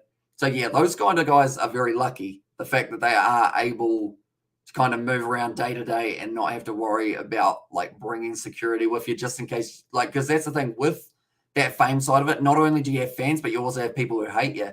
And then, so you've always got that factor of someone might come up and try and, I guess, brutal, just to put it bluntly, attack you type thing. Apparently, that's a bouncy ball for Nathan Lyon off the side of the pitch. And also rugby predictions this weekend, please, Hamish. And there says Aiden, so Super Rugby, I think we're going to have a couple close games once again, and at least they should stay positive. Or say, I'll play some positive cricket with good run rate, whoever wins, but I want this result in this match, not the draw one, says Abhishek. I agree with you big time. If we get another draw, it's just going to hurt. And how do you deal with your celebrity status, Hamish? Says Joshua, I don't really have one at this stage, which I'm not complaining about, really. Overall, if I went out, literally anywhere in New Zealand, I probably wouldn't get recognised anywhere in the world. Probably not, because the other side of it is I guess me out in public, you guys don't know what my legs look like. Like, which I know sounds weird, but like, you know, you might think that I'm shorter or taller, so you may not even recognize me if you like brush past me in the street. Definitely not if I have a shave before I go out. Maybe I have to do that so that you can get famed outside your country. Smart. Liking it. And also, imagine Ronaldo living in Waimea. See, that's the thing. He would increase the population of our town from 3,500 easily to, like, I would say at least 10,000 because people would literally move here because he moved here type thing. Like, people are that, I guess, obsessed with their heroes that they would end up literally picking up their life and moving because someone else did that as well. So I think, Amish Super Rugby Prediction, please, I would love to get your opinion. Do you want to get my opinion so that I can just give my opinion, or do you want to get my opinion so that you can bet money? So I think that's going to be the big question because, as you know, I can't predict anything to save myself, but Hurricanes, I think, should win up against Moana Pacifica, but it will be a close game. Drua versus Rebels, I'd say the Drua, but it could easily be the Rebels for that matchup as well. I think I'm keeping my predictions very vague. Chiefs at home would be decent. It's good to have a hero, so right, it is. It's just like, have a hero, admire your hero, but don't stalk your hero, I guess is the way that I'm looking at it. You know, let your hero, like, be your hero from a slight distance rather than literally mimicking everything they do, if that makes sense. So, like, if your hero ended up, like, I know that people are, like, obsessed with some people, are all, like, someone would end up with a knee injury, so now everyone else who, like, likes that person or, like, eagerly likes that person would just be like, oh, I think my knee's a bit sore so that I can be like him. And someone that inspires you, yeah. I feel like inspiration's a good thing, but once again, stalking is not. And also, Reds vs Brumbies, same issues winning. Reds, Brumbies? Western Force Brumbies. I think Western Force are playing the Brumbies tomorrow, if I'm not wrong, seeing as Reds and Brumbies just played. So Western Force Brumbies, I'll say the Brumbies, but the Western Force might be decent. And also, do you eagerly waiting for tomorrow's Super Rugby commentary? I'm excited for the rugby. I love waiting until the weekend. But I'm loving the fact that we've got cricket to fill in, I guess, the week. And also, I guess, keep us excited for sport around the world and not just have to sit here waiting. Because sometimes, like, that's the thing, the waiting game is fun, but like the waiting game is also one of those ones that sometimes you just like, I just wish the weekend was here. And opening the bowling with Lyon with a new ball on subcontinent needs to be considered. And there as well, says Brad. Because now, okay, they've done what they did last time, which is actually Pat Cummins has switched his end. He seemed to do that with Stark. Stark only bowling 3 overs, so I think they're going to keep him in short, sharp snippets. I think the way they are planning, are they going for the draw? Aussies want result. Pakistan are happy with draw. And there says Abhishek. Yeah, I really hope that Pakistan also consider going for it. And also, we've got to add, it's a shame that you will not do commentary because I got a feeling Pakistan will pull this off. Says coding there, although I think we're going to be squeezing in a little bit, kind of a little bit of mix and match, I guess you could say. So we'll probably do the first 45 minutes of day 5. And then after that, we'll either leave the live stream with the scoreboard going and pop in for about half an hour snippets in between the rugby, or we will just end up, I guess, cutting it off and then maybe doing some sort of video after. That's just curious as well. Do you think Shane Warne's coffin be at his memorial at the MCG with his body? And yeah, do you think Shane Warne's coffin be at his memorial at the MCG with his body? Do I think? I'd assume so. Overall, it's a bit of a tricky question, isn't it? And also, so who inspires you, says Danny? I mean, I probably don't have too many celebrities that are really, like, that I hugely am inspired by. I'd say that, like, my mum and dad, I know that that's, like, cheesy, but like, I'd say that they, like, I wouldn't be able to sit in the lounge and do what I do if it wasn't for them being supportive of it.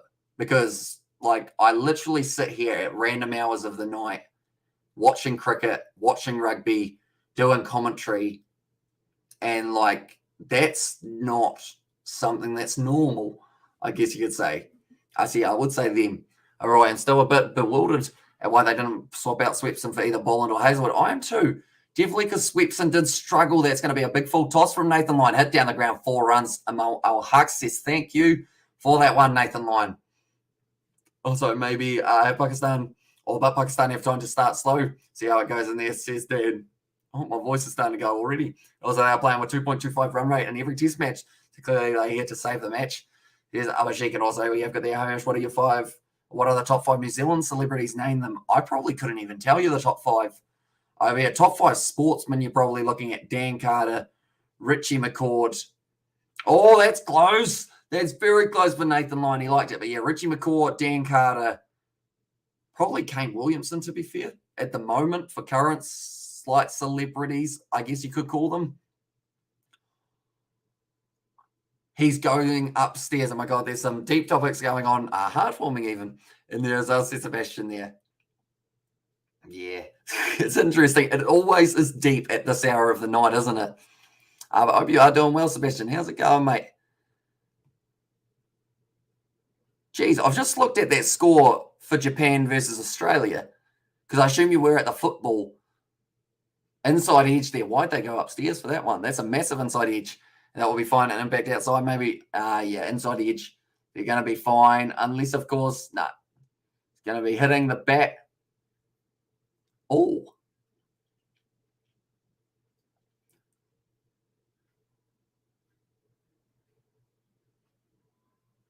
Okay, it's going to be not out for that one. But yeah, 2-0 to Japan, scoring in the 89th and the 90th. What happened, Sebastian, for that last little while? I think old ball will be the key for the Aussies because Stark and Cummins are off. Oh, good at reverse swing. Yeah, that's where I was. Unlucky, mate. What can I say? And there's Sebastian, and also we've got the AC. Welcome to the Dr. Hamish Hour of Power. And then can you check it out for me? See if his body and coffin will be there.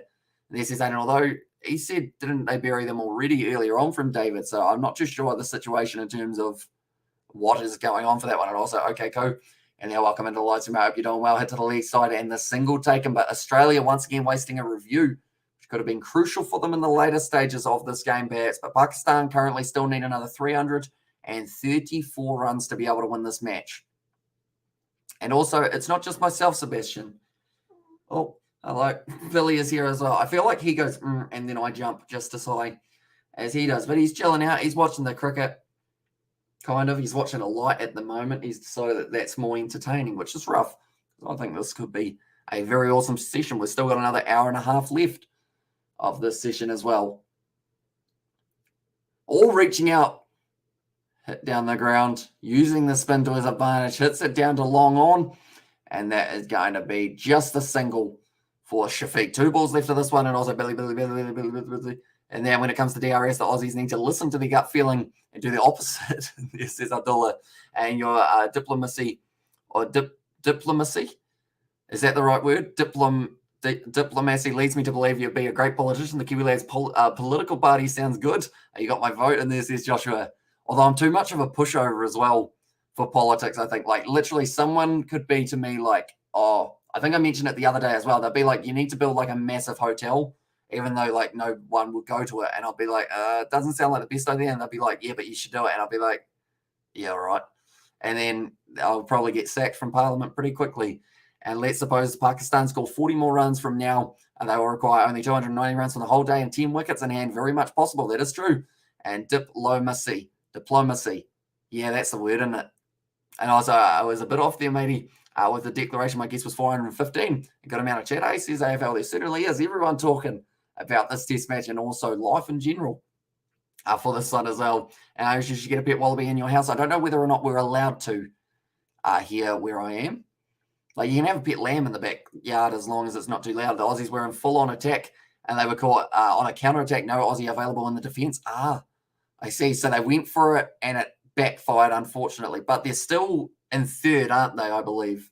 So they should still go through to some sort of qualifying matchup. But who are they in line to verse in that one? Because I think with Japan being in second, that will push them up far enough that I don't think Australia can catch them at this stage, or the team who were in first.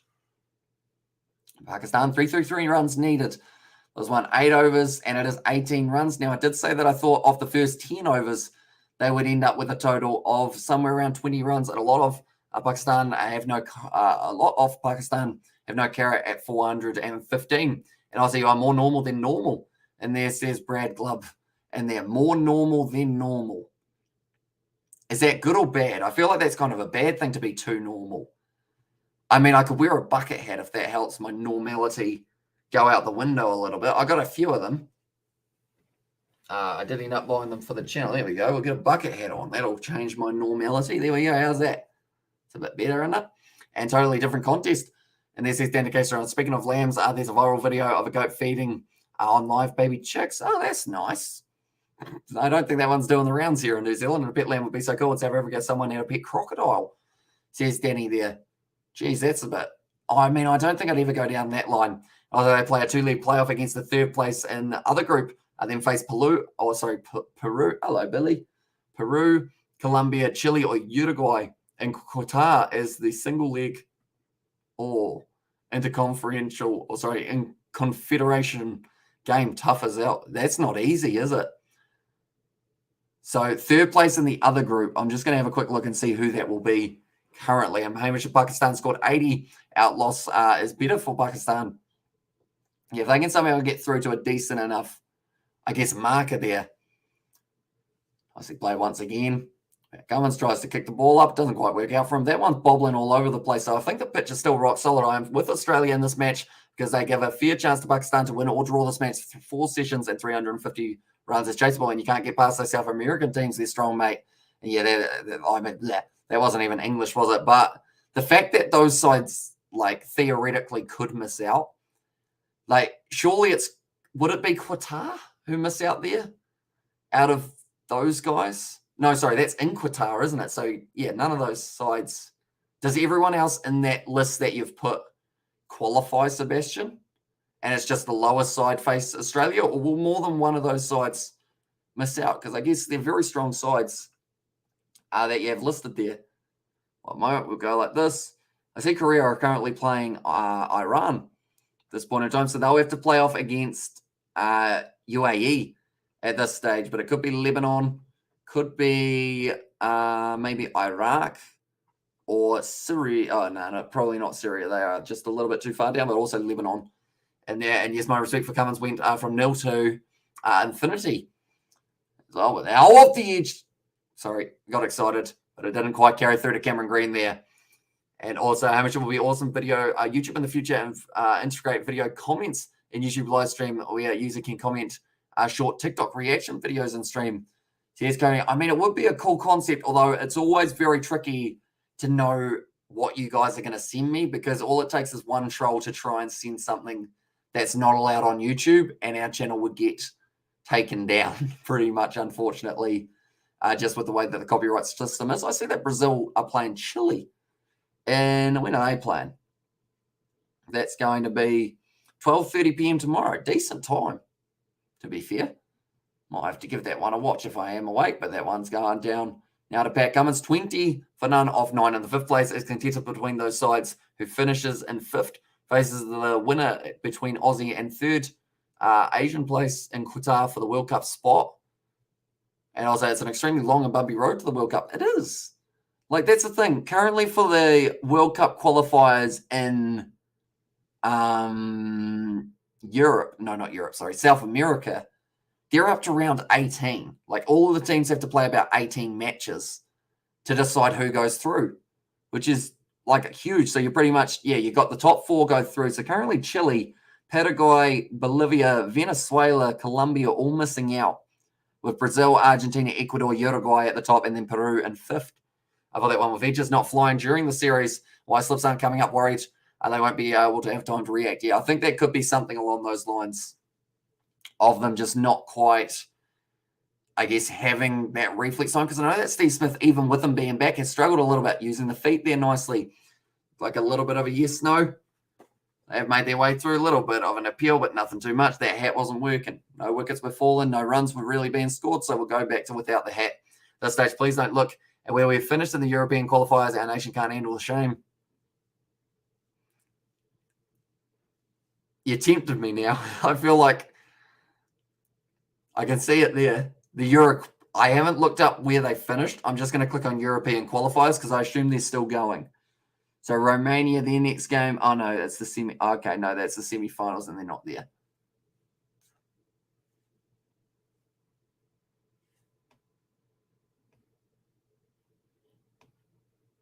Geez, there's a lot of sides. Where are you? Third's not bad, although third misses out, doesn't it? Unfortunately. Third's not bad. Overall, I'd take third. Although, actually, no, because that's not going through, is it? I wouldn't quite take third. Is there any chance that Romania can make it, Sebastian, or are they out now? I hope they're not out completely, because I feel like being able to support Romania at the World Cup would be kind of cool. Another question for you. If you had tickets for the matches on the same day, which one are you going to choose? India versus Pakistan World Cup matches or Ashes matches? Or Ashes match? Okay.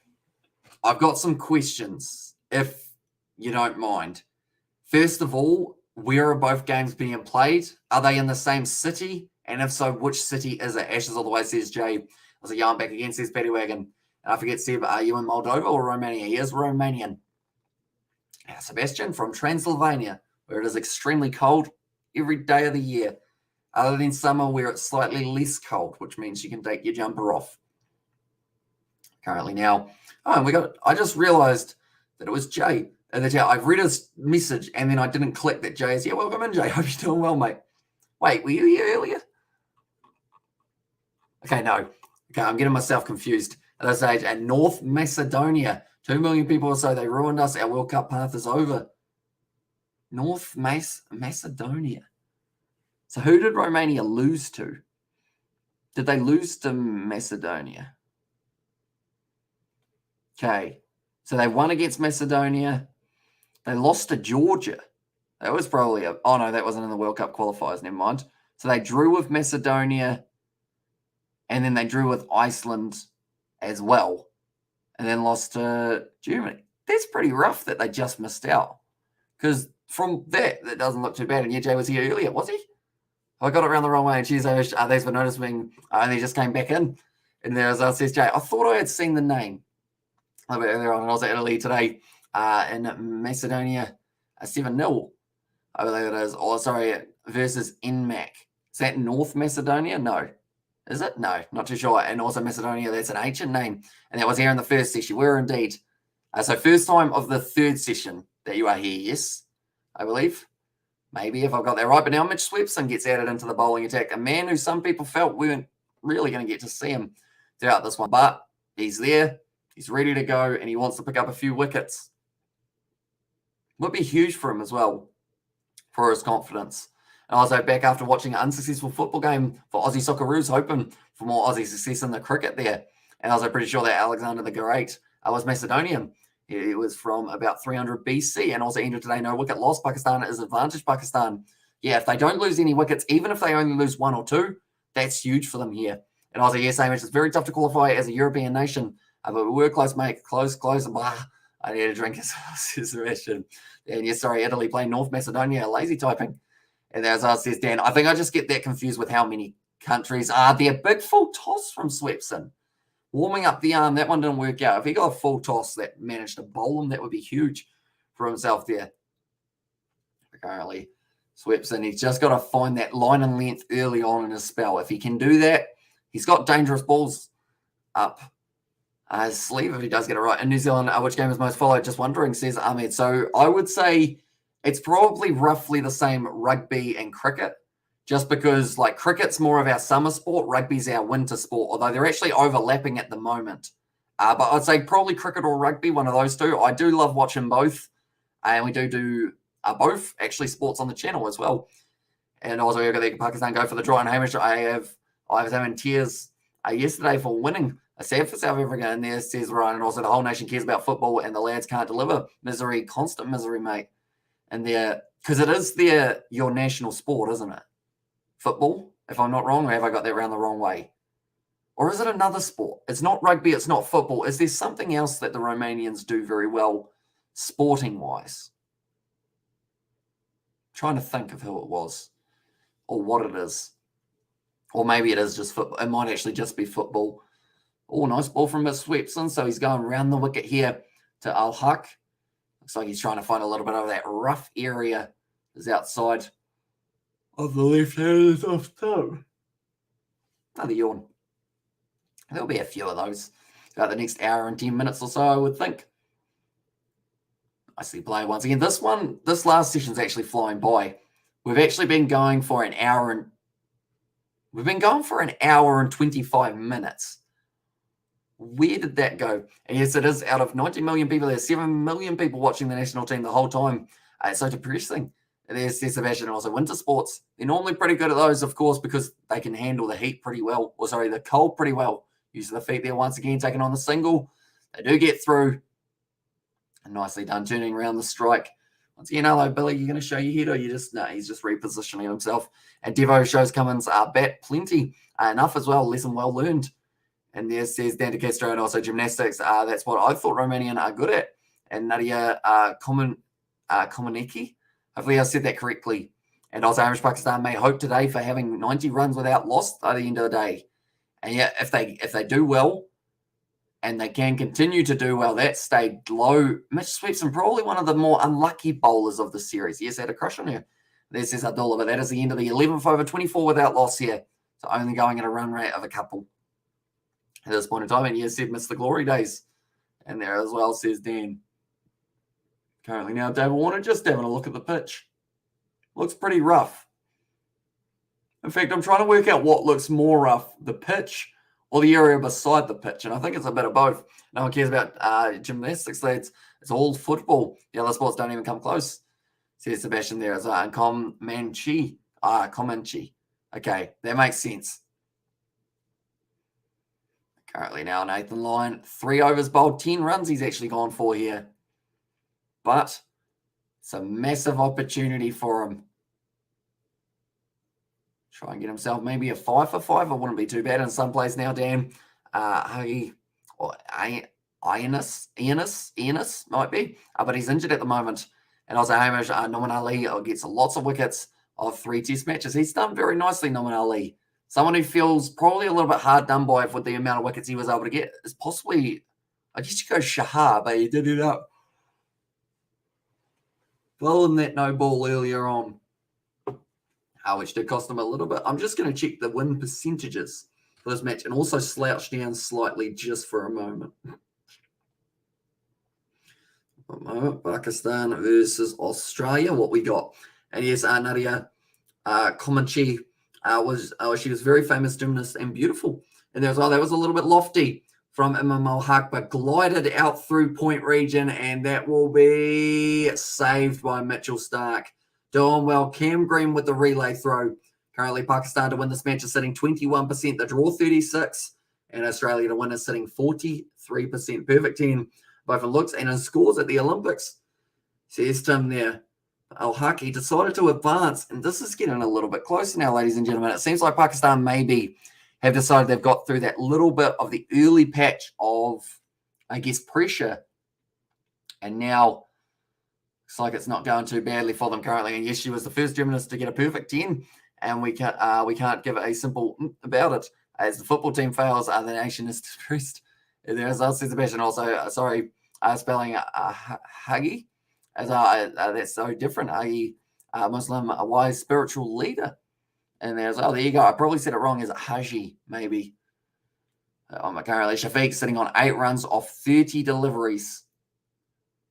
Looking to build himself up quite nicely as well. Backward cut, nice shot. That's going to be racing all the way to the boundary. That's 4 more runs. That's 7 off this over so far. And these two, all of a sudden, it seems like they have decided now's the time to go. That's the third 4 of the day for Pakistan, but 11 so far through this match, 11 overs that is. They've still got another 110 that they are able to use, and they need less than 3 per over to be able to get this job done, or approximately 3 per over, in fact.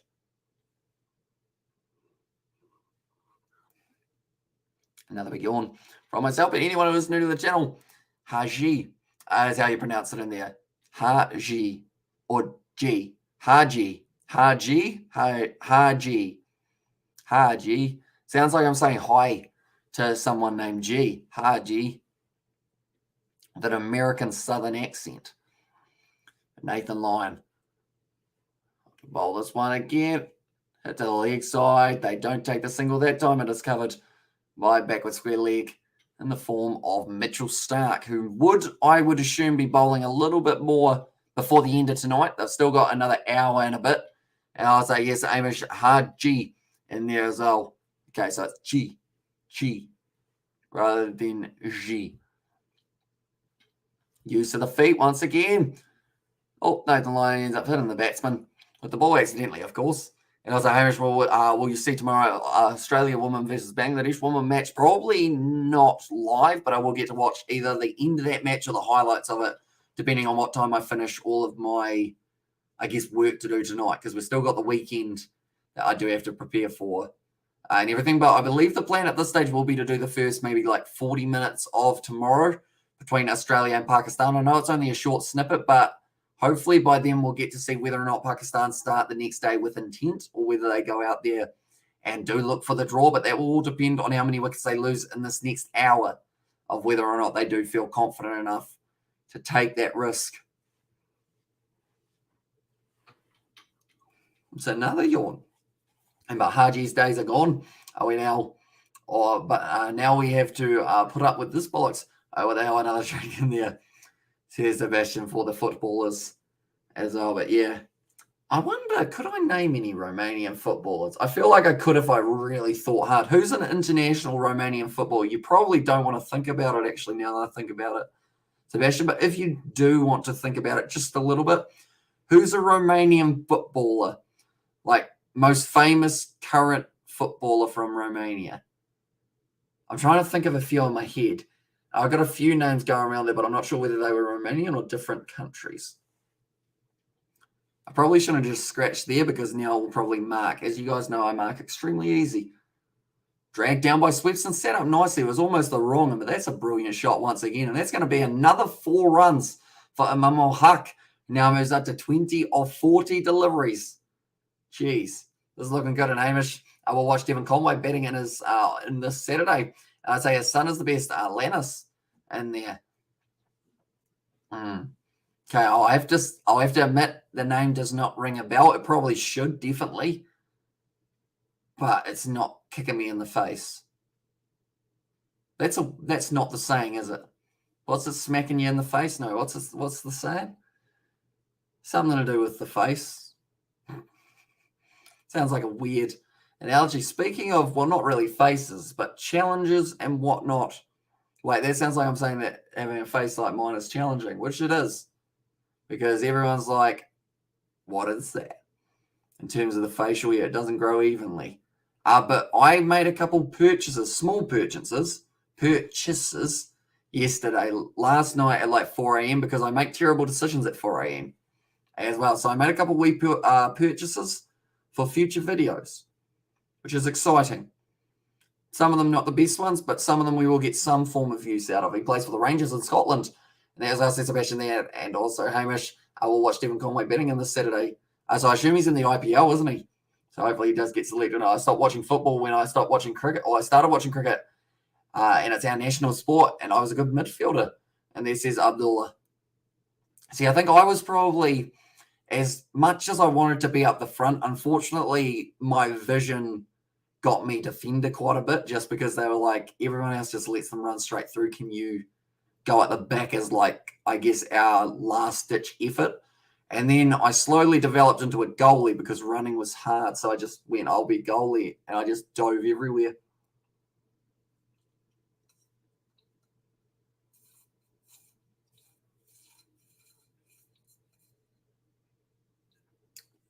And that's my fun story. I think I just remember those days, Sebastian. That's when the Olympics was the West as well, led by the US versus Communist Eastern Bloc. Did the purchases involve any life-size blow-up dolls? Cheeky? No. But I did accidentally end up in the adult section at one point of a site. But it will make sense once you see the video. But pretty much one of the things that I bought, if you call it by a different name, can be considered as something that adults would use for something, which wasn't the intention. So yeah, I realized I messed up at that point, pressed the back button and found the one that I actually needed. And I was like, face, I'm above it. Oh, I'm above it. Look at my face. Look at my face. I'm not bothered. And there, as I says, Dan DeCastro, of course, back to Catherine Tate from the earlier live stream. Nice cut shot. Straight out to backward point, though. And Mitchell Starc, he's always there. at the moment. Also, that must have been absolutely great. My dad still talks about how they passed our group in the 1994 World Cup in the US. And there as well, says Sebastian. That's the thing. Football have had some huge moments in the last little while. Or even just history-making moments from the past. Well bowled by Nathan Lyon, still straight, but well played also by Imam Al-Haq, who hasn't let it go straight through him. Do I switch to the bucket hat with the fire on top? Because that is what got a wicket last time. Do we want a wicket or do we want more runs from Pakistan? Who's that? Didn't recognise him. I'm sure I would if I saw him without the glasses and the hat on, but I'm not too sure who it was other than that. I guess we're currently 13.3 overs down. They've actually been getting through at a decent run rate or over rate here in Australia, and also fire, yeah. And as I says Jay for that one, drag down ball from Nathan Lyon. That's not something you see normally. And I was like, go the fiery bucket. Although if it doesn't work, then I feel like it loses some of its power, doesn't it? Okay, well, we'll put it on at the start of the next over. There's 2 balls left of this Nathan Lyon one. I'm holding it at the moment. It's even harder for my father, having witnessed our golden generation, who were absolutely fantastic, won the Champions League in 1986. And now this, says Sebastian there. And the worst thing is it's every 4 years. That's not, of course, what you want to hear. I do apologize for just talking about it. But, every 4 years, the good news is it should go by relatively quickly, but the bad news is it's going to be a while. Do they have the Euros this year, even though the FIFA World Cup's on, Sebastian? Or is the Euros every, second year other than that? Right, that's the last ball of Nathan Lyon's over. We're going to get out the bucket hat, the magical bucket hat, and we're going to put it on our head. And a heretic, and then never doubt the power of the fiery bucket hat. And there's it's strings. Well, they've just made me look like a right mug. And Aussie New Zealand was undefeated at the last Football World Cup we were at. That is true. And I remember watching those games at random hours of the night. It was in South Africa, wasn't it? If I'm not wrong. And I woke up, or I actually went to school, and my head was just throbbing from staying up so late. And Classic 1-1 versus Italy, New Zealand. Then Euros every 4 years as well. The next edition is 2024 in Germany. So I guess, do we have anything? So we got World Cup. That's a year, 2023. Then we got 2024 Euros. Then we got year World Cup, year Euros. What's in between? Or is there nothing really in between other than friendly fixtures? Or are we now? No, we're not now in the in-between. I guess in-between would actually be some qualifying matches, wouldn't it, for that second one? Sorry, I'm doing all the gestures and I just realized half of them are off the screen. So you have no idea what I'm doing. Just the 4 years. Yeah, so if those are our years, that one's the World Cup. That one's the Euros. What are these two? And I was saying just now at the 2020-21 Euros, we were one of the host nations and we lost the qualification again. Sorry, lads, I can't handle this. It's not fair. And this is Sebastian. And also I'm crying right now. Is that because of the Aussies in the Football World Cup 4 years, Euros 4 years, a 2 in between? Says Dan De Castro. So there's no big events in between. I guess actually, when's the Under-20 World Cup? That would probably be slotting in. And also maybe the Women's World Cup would be the other one that splits in between. Maybe. I guess. Possibly. Maybe not. Just sure. But currently it's me and my cat, ladies and gentlemen, watching this one. Billy, I've got orange on me like you. But the bucket normally gives them a little bit of luck. The Aussies, and I've decided for our Australian viewers, I'm willing to wear it.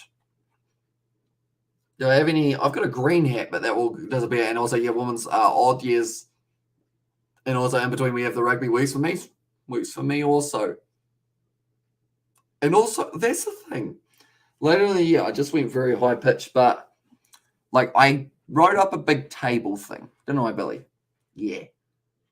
Okay, he's woken up. He's just staring at me now. Hello. Do you want to come up and say hi to the... You want to come up and say it? No, you don't? Okay. Fair enough. He's just going to stay down there. For now, he might pop his head up at some stage, but he's watching kind of the screen. It's at too high of an angle. I feel like if I had it on about... Oh, okay, bye. I must have offended him. He's like, no, I don't want to watch the cricket. It's drinks. And then repeats, says Sebastian. So it's 2022 World Cup, 2023 Rugby World Cup, 2024 Euros, Rugby 20 or 2025 Rugby League World Cup. Nice. And then you've also got Cricket World Cups in there. The big, 4 big events: the Soccer, Asian Cup, African, and Euros World Cup. And there, and also a score in this over 1 or 0, 1, 2 or more. Okay, we've got 2 from Ahmed. I'm going to go with more than 2. So 3. But I'm going to say it's going to be 5 off this over. I'm saying there's a boundary and there's also a single. That's my prediction. And now the cricket, of course. And there's Sebastian. But yeah, I did like a thing of all events coming up soon. And it's just like the amount that we've got on in the world is crazy for this year and next year as well. No, not world results. Where am I? Upcoming events. That's the one that I'm after. So we've got the FIFA World Cup. We've got the Rugby League World Cup. We've got the Big Bash will be starting later on. We had the Ashes. We've got the Commonwealth Games coming up relatively soon. The Rugby Sevens World Cup is going on. State of Origin. 6 Nations has been. The Champions Cup is still running straight through. Mitch Swepson now about to bowl his first over. His first ball since the drinks break. Advancing down the wicket, he chopped that one not too well. They do end up not getting through for the single as it went straight to Mitchell Starc. Then alongside that, you've got the first year of the URC, which is pretty awesome. And then alongside that, the Women's Rugby World Cup, the Europa League was going, and also the Europa League Champions League. That's the one that I was after. And also 90 minutes. And I know, Dan, you ain't 90, so they can exchange shirts at the end, and they don't do it. It hurts as well in there. And a women's soccer, though, hard to watch. Tennis, cricket, even ice hockey, Canada versus USA, but soccer, not skilled enough to be visibly or visually pleasing. And got to go. Thanks for hosting, Amish. Thanks to the mods in the chat for the fun conversation. So we will see you later on, Muttley. I think it's going to be Maiden, says Abhishek. It looks pretty good at the moment. It doesn't look like he's gone for any as of yet. He has Swepson. In fact, no, did he go for the single off one of those first 2 balls? Do they already have 37? Okay, Imam Al-Haq currently on strike. Yeah, down the ground. No run taken. I think they did get a single, I want to say. Wait a minute, what's happened here? Did I just delete that whole lineup? That would be unfortunate.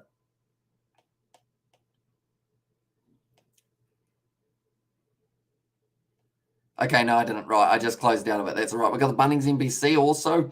Then the PSL, the CPL, the IPL, the Under-20 World Cup will be taking place probably this year as well. And then the Women's Rugby League World Cup.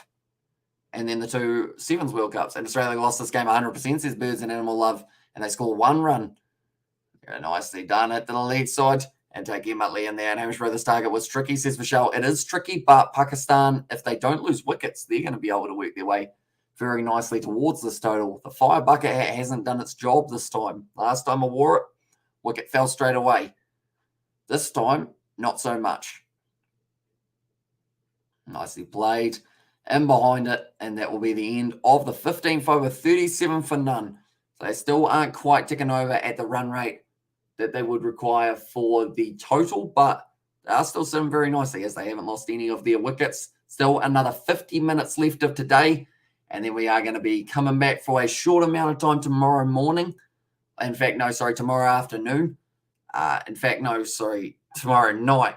It's going to be morning in South Africa / there. I believe Pakistan is still on the verge of morning, and how can the game be lost? Oh, it is not finished yet. And there's Jay. Yeah, there's always a chance that something magical could happen. Nathan Lyon could go here and get a hat trick straight away. I got the bucket hat on. What if I wear every single bucket hat I own? Do you think that would cause some sort of magical moment in the cricket? Every ball, tell you what, no, every over that there's not a wicket from now on, I'm adding another bucket hat to my head. I'm going to look like an idiot. That was nicely done. Also, Hamish, apart from New Zealand, which countries you have traveled to in your lifetime, and in the future, would you want to go on a world tour? And which countries you want to visit? So far, I've been to New Zealand, Australia, and Indonesia is the other location that I've been to. I'd love to go Europe, somewhere around there, maybe, South Africa as well, just because I do watch a lot of rugby. Japan be an awesome location to go to as well one day. Nicely done once again. Also, which what upsets me, the women footballers don't spit as much as the men in their submission and 7 over 20. It would be good to see again. This is Jay, and also, well, not on the football pitch anyway. That's the thing. We're going to be doing the women's. I think he's got that. He has.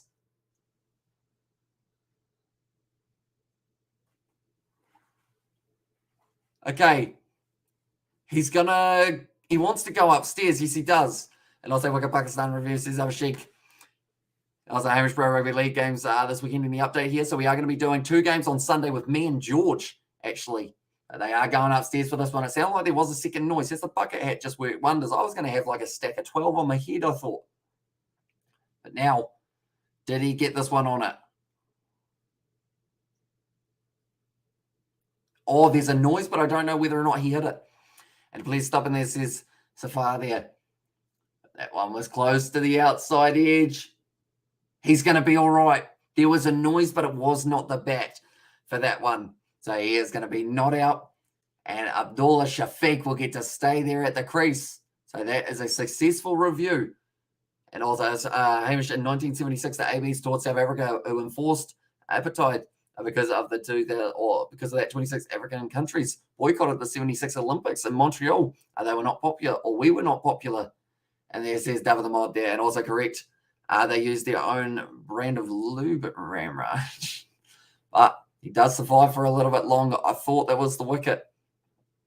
But they're going to be all right for Pakistan, and this partnership is going to continue to build. And also, that was Plum in there. I thought, that's the thing, there was such a loud noise, but it wasn't like the ball on the bat. So I assume it was something to do with maybe either the handle or he hit something, the pad on the way past. I don't even know where the noise came from, but it just sounded good overall. I'm just looking around for the next bucket hat. It's going to be outside of off stump from Nathan Lyon. Just going to be the single. No, it wasn't a single. It was just the dot. We're currently now 15.5 overs down here. So Pakistan, they're still going all right. Pakistan reviews are so correct, but Aussies are wasting reviews. There's our nicely in behind the ball, and that is going to be the end of the over, which now means another bucket hat goes on.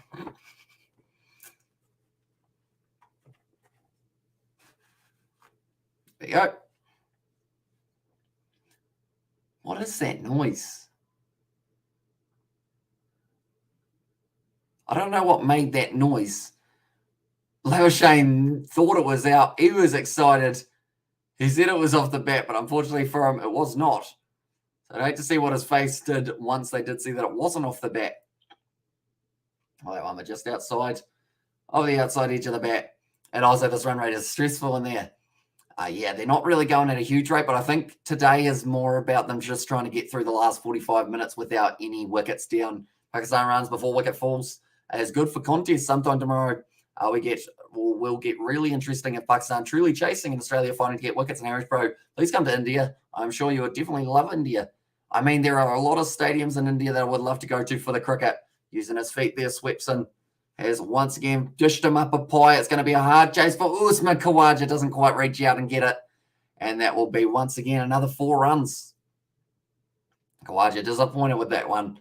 So there's going to be like a bear snake or a bear cup snake in there stacked at the cricket. And it must have been the creature that lives inside a mum's pants in there as well. Yes. I mean, that's the thing. If we're working on that theory, does that mean Joe Root stopped making noise a long time ago after getting repeatedly hit? Because we were talking about that earlier on about how the Ashes, that man, he just couldn't miss getting hit there in games. And it was so brutal to watch. And you just felt so bad for him throughout the whole thing. I'm very heavily thinking about what order I put on these bucket hats, to be honest, because I got to make sure that some of them are a little bit tighter than others, so they'll have to go underneath so that we don't get too high. But Swepson nicely bowled once again at 16.3 overs down now. I don't actually know. How many bucket hats have I got? I think I got 8 or something like that. So Australia better get a wicket sooner, else I'm going to run out of hats. And then I don't really have anything else to stack on my head, unfortunately. I was like, Hamish, please come in Bangladesh. I'm sure you love Bangladesh food and see Bangladesh plates. Yeah, so maybe we will have to check it out. And then also, Jesus, what did I miss? So, Danny, at this stage, I believe, I'm not too sure what time it was that you did end up popping away, but Australia declared at 350. Is it true that Tim Payne doesn't wear or used to wear a box because it would get in the way of the camera? Says Sebastian. Maybe. I feel bad because there's a New Zealand footballer called Tim Payne as well. That was nice, but shot was being played, so it was outside of the line. And Seb was a geoduck in there as well. JA's, but only one ball left to this over now for Mitch Swepson. But yeah, that's the thing. There's a Kiwi footballer called Tim Payne. I wonder how much that side of it kind of overlaps. And Ali Hills is in the chat. Said, hey, welcome in.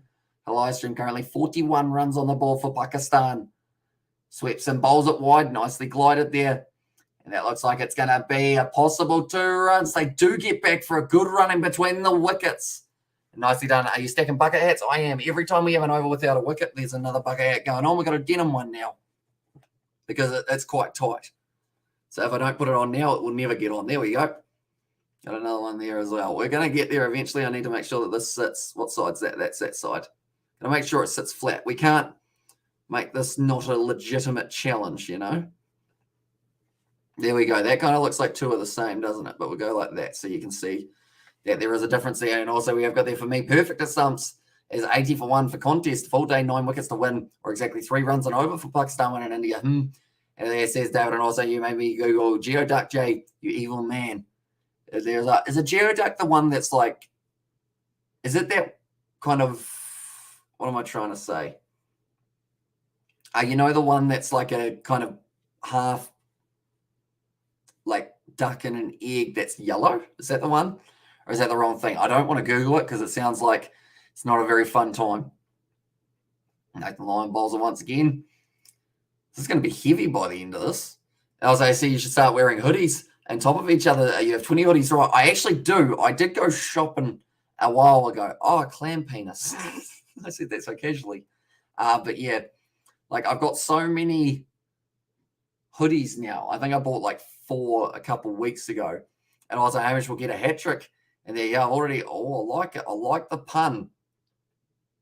I'm looking through. I'm trying to work out what hat is next in my ventures. So if they don't get a wicket for about 10 overs, I will have all of my bucket hats on my head. Well, that was off the outside edge, but no run taken there by Pakistan. They need 308 runs to win this one. If they can do so, it would be incredibly impressive. But anyone who is new to the channel, be sure to leave a like and subscribe. We have got the rest of day 4, and also we're going to be covering parts of day 5 on the channel also. And be sure to check out that Kiwi Lad Sport channel. It is the pinned comment, and we have got plenty more action coming in the near future. Nicely fielded there by Swepson. Also, nice, where did you buy the hoodies from? I did get them online just because I decided it would be a better idea than going in and finding them. So I pretty much got them from, I don't think you guys will have, if you're in the UK, you won't have the same stores as us, will you? Overall, but just like a men's shop, I guess. Oh, that's in the air. That's in the air. There's a man out there. It's going to fall safe, though. Doesn't quite carry to Cameron Green. Oh. Okay, a mum was jumping over that, a mum al-Haq. And if he jumped over and he's in the air when the stumps were hit, he's actually out here, if that is the case. But I believe he should be safe. I was like, what's it called in there? So it was Hellenstein's. I don't know whether or not you guys have that over there. I don't believe you do. All right, foot is down, then he jumps, and then he almost gets stumped before he comes back down, but it is going to be not out. And Amish, do you watch movies? Not very often. I do want to, I guess, watch more, but I just don't really get time in between editing, unfortunately. At this stage, normally sports are my movies. Like a match is a movie for me because it's like 2 hours and there's a little bit of a story behind it as well. But Marnus Leverstein, he was pretty keen on that one being called out as well there. But 44 for none here currently. Another over almost down. Not ideal.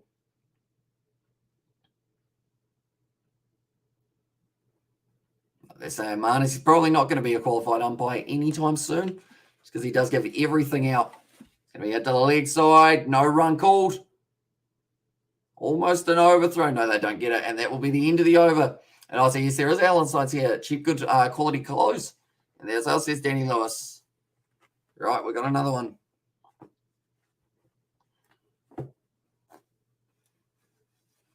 It's kind of see-through, isn't it? That's green. Anyone who's wondering about that? I feel like the headphones are slowly getting compressed more and more. They need a wicket soon. And also, you should check out the new Batman film. It's very good, even if you don't really know much about the character. Would you recommend watching the ones before it first, or can you just deep dive into it without like any real, I guess, problems? If that makes sense. There we go. So we've got there. Hamish, how many hats left to stack? Still a few. Overall, I don't know how many. I've got 4 on my head at the moment. I can see at least 3 more. So we're all right for now. As long as there's a wicket soon, we'll be fine. That's in the air. That's in the air. It's gone over the top. It's almost 6 runs. I think it was almost 6. That was how we have got there. This is good. Pakistan taking shots. Australia almost getting wickets and no dive in. It's a great movie. And there's and also once the hats run out, get onto the hoodies. And also it isn't linked at all to the previous film, so you can dive in straight in. Okay. Is it on Netflix or is it just a cinema one at this stage? Sebastian, do let me know. And also how many overs left for the day to end. We have still got, I'd say, another 10 overs or so. They will have to try and get through. They may not be able to get through all of them, though, but they actually do need to get through about another 13 overs if they do want to have it right. But 50-run partnership between these two, very nicely batted between Shafiq and Imam Haq. Both playing some nice shots. Swepson stops that one. Oh, he's rolled his ankle, is he? No, he's all right. And as I still cinema. And there, as I says Dan De Castro, is Batman, this is going to sound like such a naive question, is Batman on like kind of the old movies on Disney Plus, or are they separate to that? Because I know that some Marvel ones are on Disney Plus, aren't they? But then that's DC. So is DC also on Disney Plus, or is it different? Do let me know. Because I don't have a DC or a Disney Plus account, but I could get access to one. It's going to be another run taken there. For Imam Haq, they're just rotating the strike beautifully here, Pakistan. 51 for none currently of 18.3. So they're actually almost up to 3 runs and over currently. Swepson is going to have to bowl again. Also, Disney doesn't have any relations to DC. Do they have somewhere where you can watch all the DC? Okay, HBO Max is where you can find those ones.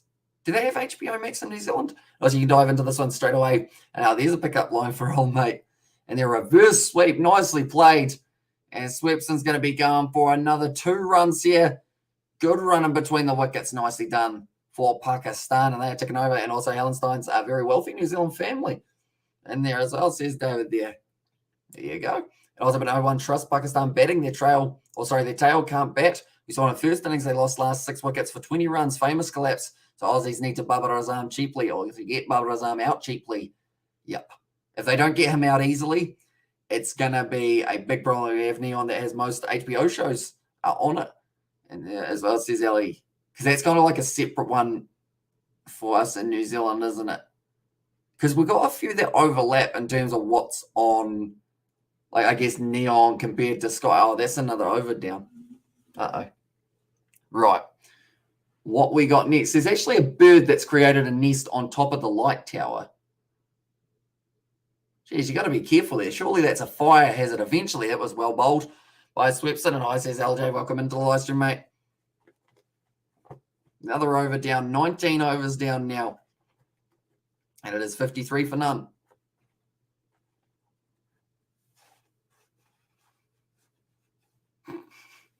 There we go. The hat stat continues. HBO Max is only available in states. Sky does have some DC products, and also HBO Max is for DC.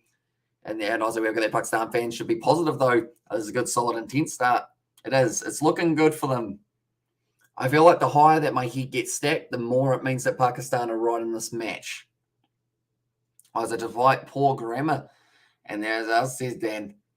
That one. But now Nathan Lyon back into the bowling attack. Why wearing so many hats? I'm pretty much putting on a hat every time there's an over that Australia don't get a wicket.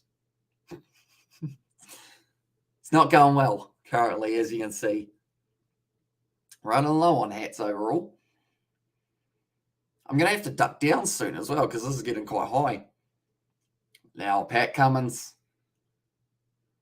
what can they do here for Australia? Because it's really sunny outside, and also imagine going like that to primary school and actually get arrested straight away. I would. Yeah, been there, done that. Don't do that again. Now, Nathan Lyon, ready to go. First slip and a bat. What happens when you run out of hats? Australia probably give up in this match. Although that's not too far away, to be fair. So they do need a wicket. If they don't get a wicket, I'm going to be sad because, I mean, I've got caps as well, but it's not quite the same as a bucket hat. But yeah, I'd have to buy more on the go. I'd have to get them delivered right at this very second, I guess. Which probably isn't accessible at this stage. Nathan Lyon currently another dot ball. Pakistan building themselves up very nicely at the moment, going at just under 3 runs per over. And wicket falls with no hats. As I says, Dan, probably it will be the very next over. My head's starting to get heavier. Nicely played once again. He was thinking about the single, doesn't get it though. Oh, Steve Smith, bit of aggression there, throwing it straight at Alex Carey, making the batsman duck. The form of Abdullah Shafiq. Currently his bat's looking like he's had a few edges off it, but nothing's really carried for them. Chat needs a Garav. Now, that is true. We need someone to say out at the moment, and perhaps it does work for them. Nicely played once again. They want the single. They get it as well. Well run by Pakistan, manipulating the field in their favour to be able to keep on rotating the strike. But only 300 runs more, or less than 300, in fact, for them to chase this down. If they were able to chase this one down, I will mention it would be the most that anyone has seen in terms of being chased down in Lahore by about 150 runs or somewhere around there. And I must Gaddafi, it was an innocent soul. He meant well in the end. He didn't know what he was doing in terms of why people were getting annoyed at him. But he was just a very nice individual and already feels like a stretch ODI. Great for Test cricket. And this is Dan DeCastro, and also pure and committed. I feel like it's good for Test match cricket, but we need a result just to really cement someone is the winner, someone is the loser of this series. We're to the leg side, another single taken. Nathan Lyon, he'll be frustrated with this. Pakistan are just making it look a little bit too easy as of this current moment now. Like they're saying, Nathan Lyon just can't quite settle on the length that he would like to at this stage because it's just not quite working out for him. And currently a 55-run partnership between these two, I should mention. So if they do get a 100-run partnership between these two to start this off, yes, they've had a huge partnership in their first innings, but then that's when it went downhill after that wicket. So if they can get themselves a wicket soon, Australia, they've still got another 30 minutes left of today that they will be able to play for. I'm pretty sure they will use that full 30 up as well. Shafiq, he's not really looking too troubled. He's currently looking very solid for himself. I've just realised how quickly these overs are going by the fact that we've already had 5 hats put on my head, which means we've had 5 overs in the time that I've had these hats on. Which is very impressive. But I'm going to need another one because Nathan Lyon was unable to pick up the wicket for that one as well. Good declaration and now good batting there as well. Sure as this one's still got the tag on it. It tells you how often I've worn that. Go like this. Oh, they've shown the dismissal from earlier on in the first innings. I was confused. I was like, hang on, that was the last ball of the over. And Australia shouldn't have declared when they declared. And this is a mud. And they certainly weren't predicting the start that Pakistan were able to get for themselves.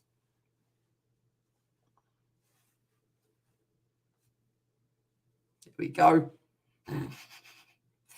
I hope they get a wicket soon because I'm starting to look like more and more of a goose. And I was like, yeah, they should have. They want a result. And yeah, as I said, Jay, and also Pakistan needs a good start in the fight. And I meant a big time in my origin declaration was perfect. Says down there, and also Hamish Bro, hat on hat. Are you wearing any competition here? How many hats we have in one head? Says Michelle. So pretty much the plan is if Australia get a wicket, I get to take them all off. If they don't get a wicket, I have to keep on adding hats. And I'm running out of hats. So they need a wicket within the next little while.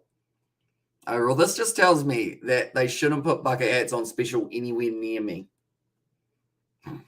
That's pretty much the gist of it, because none of these were too expensive overall, and that's probably why I have so many of them. About probably 2 of these hats cost the same as the whole stack that I've got. And also, I can just imagine you walking down the street like that, parents telling their kids, don't mind my dear, he's not well. Or don't mind him, dear, he's not well. I mean, they probably do that anyway. And also put the cat on your hat. I would if he was sitting next to me, but he's left. There's an oven mitt over there for the fire. That was because the handle was broken, but the handle's now fixed, which is good. Now, Cam Green. This man needs a good spell here. They've only got one slip. They've got the short mid-wicket, a short cover as well. So being relatively attacking in the field that they've got set. Short ball, they take the single. Once again for Pakistan, today's play left is 10 overs. And there is says Naveen there. And IL says David for that one as well. But yeah, so I don't think they'll get through 10 more because that would be 3 minutes. And also, how's your head? Is not feeling the pain. Also, don't you feel very hot inside your head wearing so many hats? And there says Cody, no, it's not too bad at the moment. Like, it's heavy at the moment. It's heavier than it probably looks just because you're not used to having so much weight on your head. That's why I'm trying to keep my head relatively straight so that I don't kink my neck. And it just reminds me of the days I pretended to be taller to get in the ride. Then this is Abdullah and also Mahorty. It's all right. I still feel they made the mistake. And there says Ahmad. And also, this is what a chain of drawn test matches can do to you kids. It is. We need results. Sebastian, West Indies, England tonight. Surely we get to see a result, do we? Please. Like, if you're in charge of it, please do it. Batsmen or batting reminders, watch the ball, play at your strengths, partnerships, communicate with your partner. Do your best for team's best. Do you need to be the world's number one? Okay, so that's kind of like the thing that they've got in the Pakistan changing room. Bollocks, and also, that's cat in the hat. As on there says Tim, and also how many streams you got lined up tomorrow. I believe we've got about 4 or 5. 4 or 5 tomorrow, I think it is. Also, Amishbro, right now you have 7 hats. We're at one time, very nice. Cheers. I downloaded Succession from HBO, great series. There as well says David, and also for Pakistan to score 3 and over for 120 freaking overs, they deserve to win. Declaration was good. Wickets have to fall if the rate continues. Pakistan wins. You even Aussie public tip all of Hamish's hats. And this is that, and also I want a result in Granada more than anything, just to do test match cricket justice and fairness. Yeah. Even at this stage you probably even agree. Even if the West Indies won, yes, it wouldn't be so great for an England point of view, but at least someone wins. We just need something. Like, I feel like a winner for a series, is better than a draw. Overall, that's almost another over down. Cameron Green currently has bowled 3 balls. This one is a little bit slower because we got the pace bowlers back into the attack now. So it doesn't cause as many hats to get added to McCranium. But now, Shafiq. It's going to be at the non-strikers end. Al-Haq on strike, and Yusuf. Now, Amishbro 7 bucket hat. That's going to be called no run once again. Oh, umpire wasn't expecting that one. Almost got hit with the ball.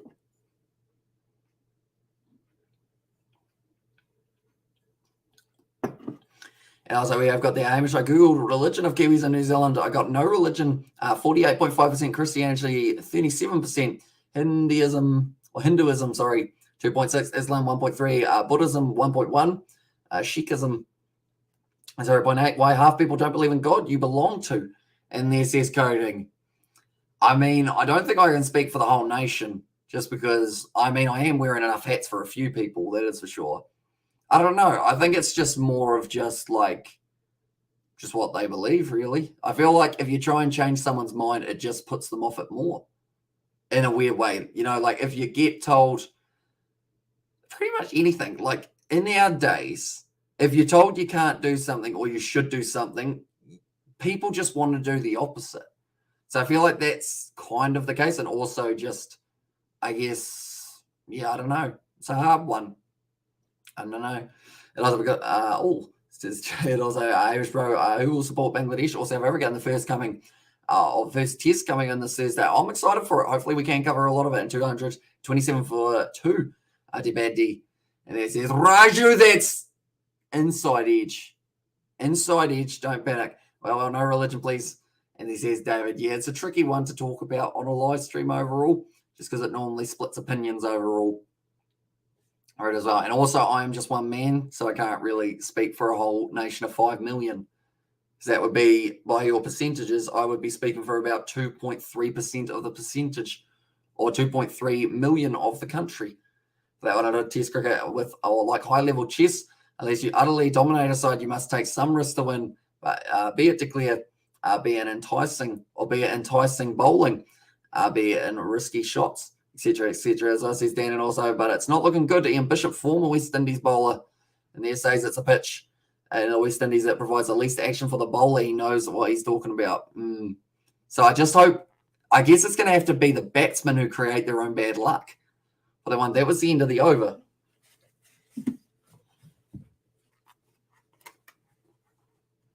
This one's also still got the tag on it. Nathan Lyon bowling, advancing down the wicket. There you go, put the tag down there. Else just draws. And there says Dan De Castro.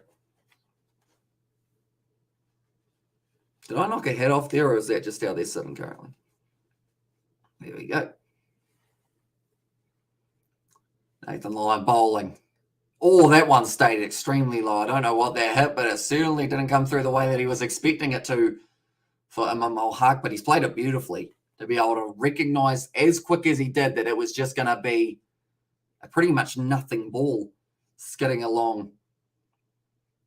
Nathan Lyon, he thought that he was close to picking up a wicket there, but just not quite close enough. Australia's still trying to fight for that first wicket. We mentioned that if they don't get themselves probably 2 or 3 wickets today, they'll be in a little bit more trouble. Now, any hats left, says Umir. Not many. Unfortunately, I also heard the best commentator all across.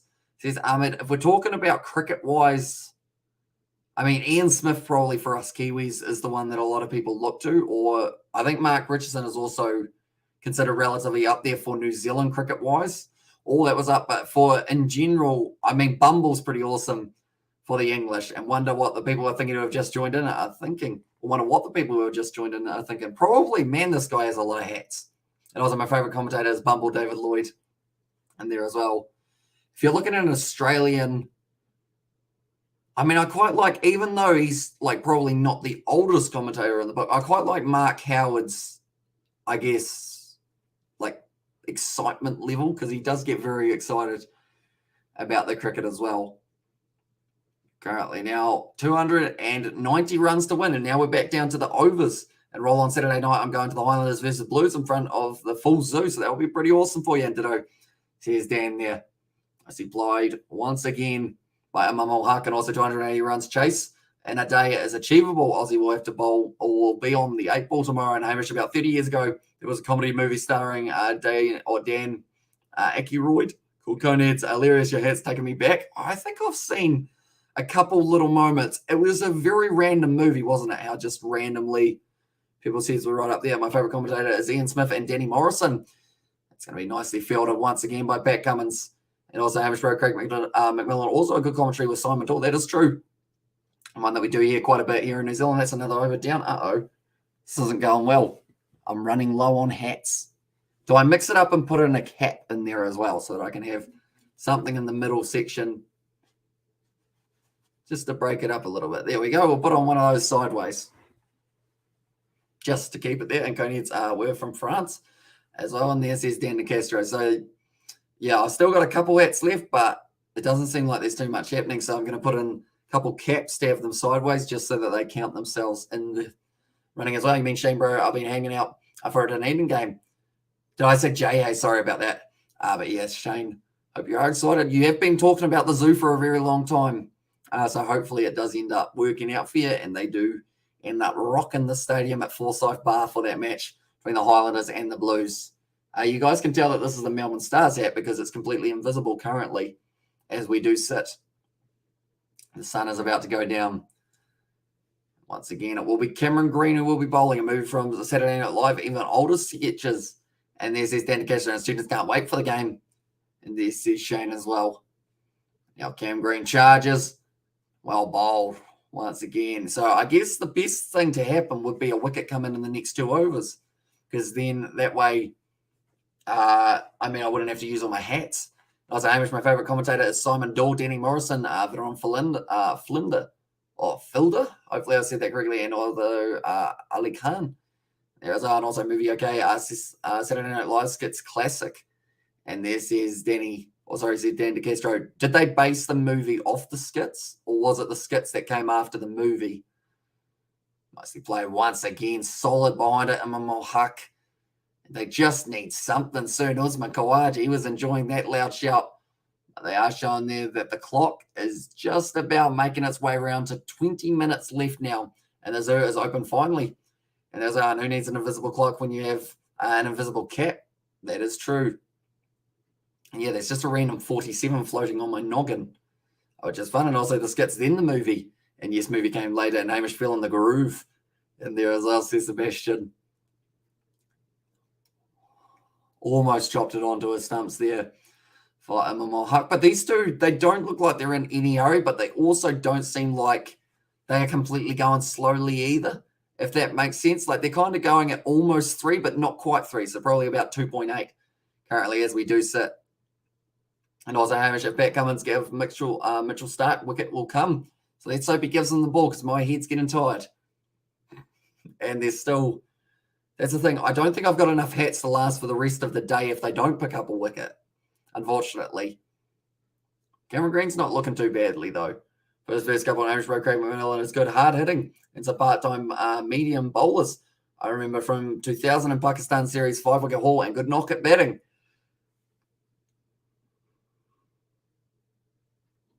Also, we have got there last year, we bet the Blues. Yeah, you guys, I feel like that's becoming the new rivalry. Ever since the Blues won the Super Rugby Trans-Tasman final, I think that rivalry has kind of been reignited. And now, I guess the Blues, they will be having to try and defend that throne.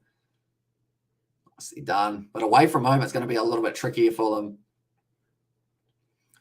Shot from him. Well, Huck once again playing defensively. And if this match drawn 2, they better give the Man of the Series award to Hazelwood. And this is Abdullah. And I can't believe that they haven't gone to him yet, unfortunately. It just seems strange. They haven't given it the chance. And also Spoils, near equal for me. Bats doing great, especially since no wicket, but bowls almost get one regularly. That is true. Cameron Green, he's been close to being able to pick himself up one here. At the leg side, it's cut off. In fact, Zoo Islanders, we love that as well. Now we are going to put on another hat now.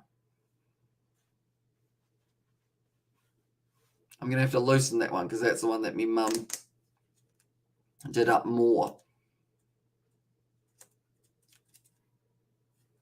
Go about there. No, we won't. Doesn't fit. We'll go about here. No, we won't. Doesn't fit. There we go. Wait, that's the same way.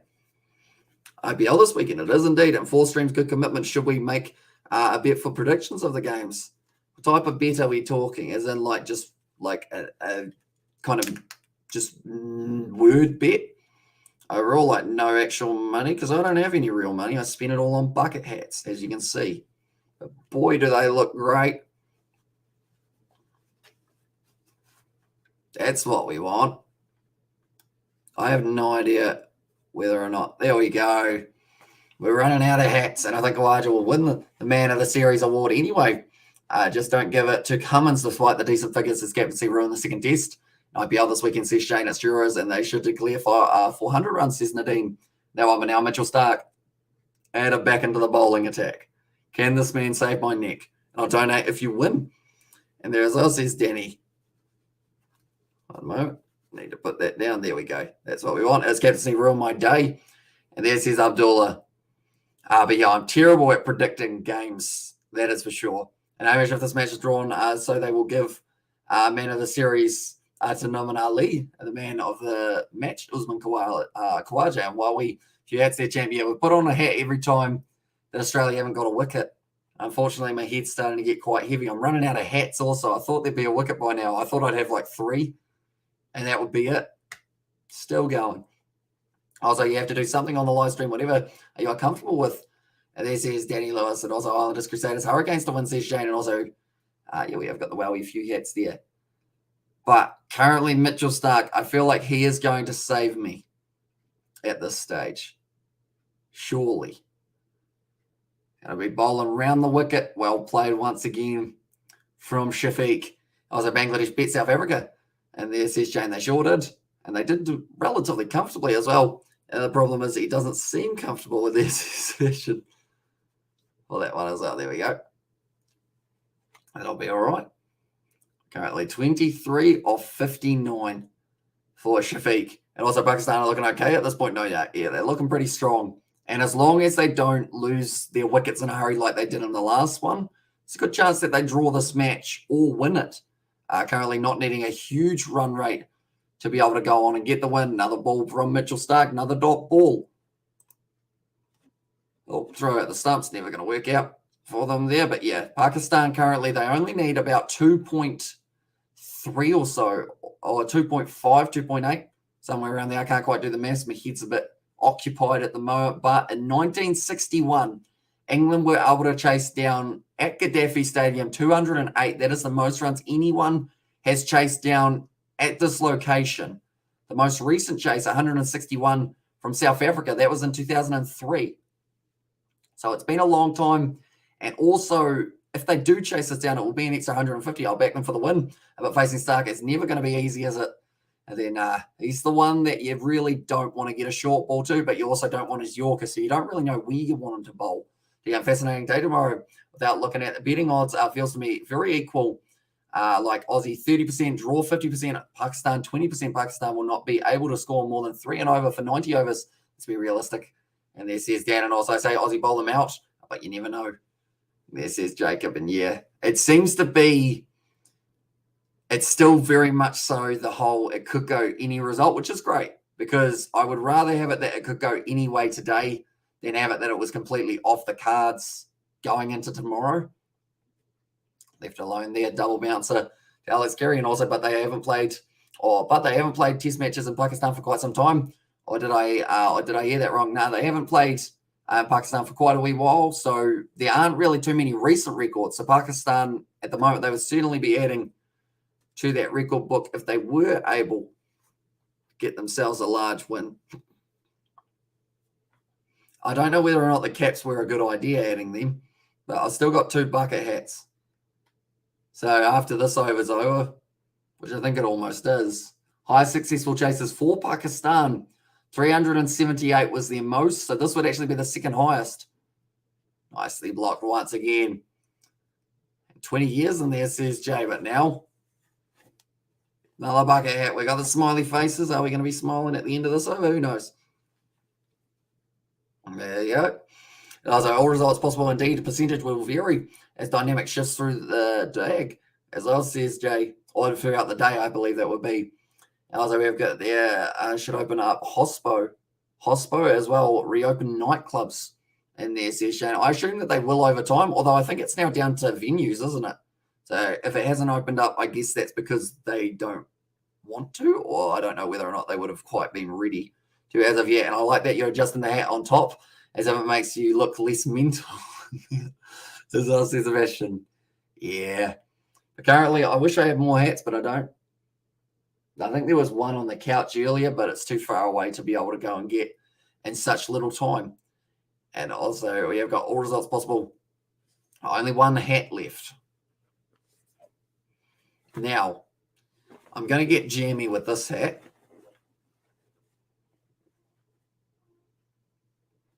Okay. They're saying if they stretch it out, it may only be 2 overs left of the day.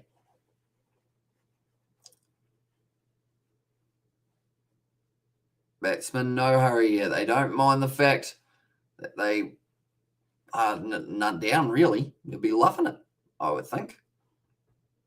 It'd be like Jenga. You got to try and take the bottom head off, put it on the top. That would be a new type of game. And look at Dunedin. It's a covered stadium. What's happening in the NRL? Okay, coveted stadium. Is that the right word? Maybe. It's a fancy one of what's happening in the NRL. I know that the Cronulla Sharks were able to get themselves the win. And then also Warriors playing Saturday night. I think it's when they are going to be going out there. But Pakistan, they need 289 runs to be able to go on and get themselves the win. It's a doable total. I'm just setting up the next bucket hat. That shows you how optimistic I am for the Australians to be able to get themselves another wicket here. But now, Cam Green, to be fair, if anyone gets it, it's either Cam Green or Mitchell Starc, I have a feeling. Cam Green bowling pretty well. We have the roof. And there's Shane, you certainly do. Although not quite as fancy as the Principality. I don't think it's retractable, is it? Currently 62 for none here for Pakistan. A 62-run partnership for the opening stand. Certainly impressive for Pakistan, and a test match that they certainly don't want to lose. Like, if they lose this one, that would be the last result that they want to see, as that will be the series to Australia. Although it doesn't really affect the Test Championship points that much if you lose one match or you lose the series. It's literally the same kind of point system throughout the whole thing. Currently, 10 minutes left of the day. There's a bit of a lean on my head, isn't there? Is that because I'm leaning? Or I think it might just be the angle. Maybe like that. Okay, the side screen at the moment, just fluttering a little bit. A little bit of wind. The stage, I don't think they will end up coming off the field short of the time because they've only got the 9 minutes left, which is good news that they have been able to get through so many overs. Have you ever been to a game in Dunedin at the stadium? I have indeed. I think I've been to 2 or 3 games in Dunedin overall, or sporting events, I should say. Currently, Al-Haq, if he can bring up the 50 tomorrow, and Shafiq also, then you'd have to say Pakistan are almost 50% likely to win this match, depending on how quickly they score it. They've got all of the flags up at the top of the stadium, 4 for the Australians and 5 for Pakistan. Nicely done. And behind the ball from Imam Al-Haq, just looking like he's looking to close out this day without really risking too much. Imagine not playing Pakistan for 20, or not playing in Pakistan for 20 years. They're going over there and all 5 testers drawn. And this is Jay. Luckily, they're only playing the 3. Because if it was 5 matches, I think no one would be watching by the last one, to be honest.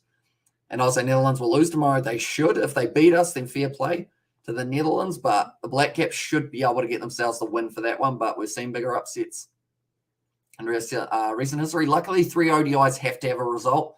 Same with the T20. We can't get away from those matches drawn, which means at the end of the day, one team wins, one team loses, and we get to see who it is. And Ed Sheeran sucks. Dunedin Stadium isn't good enough. And there, as else says James, and also can Pakistan score more than 62 today? There's Ahmad. It's a nice cut shot. So yes, they can. They do get themselves a single, and also thank them for that then. And there's SJ, but that is the end of another over. Cameron Green is unable to pick up the wicket, which means another bucket hit on the top of my head. I got to slouch down a little bit more. And also, never mind, and there says Arvid, but more than 70, I think, would be a good question. And also, masterclass from England incoming. I hope so. And Pakistan will find a way to draw an ODI, don't you worry. And there's Sebastian. Another thing people forget, especially those who scoffed at 350 to clear. It's red ball, not white. Pakistan get close to the win. There are no field restrictions. They can stifle bats. There says Dan. And also, they will get themselves a new ball at one point, I should mention. And got any lampshades? I sadly, in fact, I won't say sadly I do not. I do not, which is good for me at this stage, because or else then my head's going to be too heavy. They just need a wicket. I'm going to have such a prominent line across my forehead at the end of this from where all of the hats have been sitting. Oh.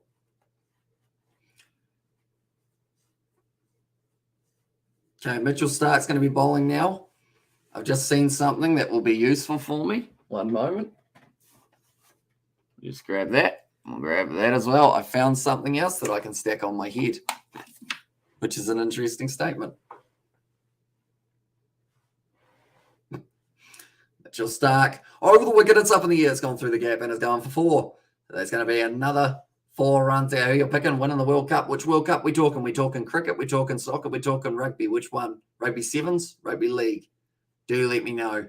I assume you're saying Women's World Cup, and if that is the case, that is going to be, it will be Australia, I would think. It will be able to get the job done, and also we had 3 sellout shows in there, and Hamish, will you see Tim Cypher in the IPL? I hope that he does get plenty of opportunities. Pat Cummins, he's not looking too impressed with that one now.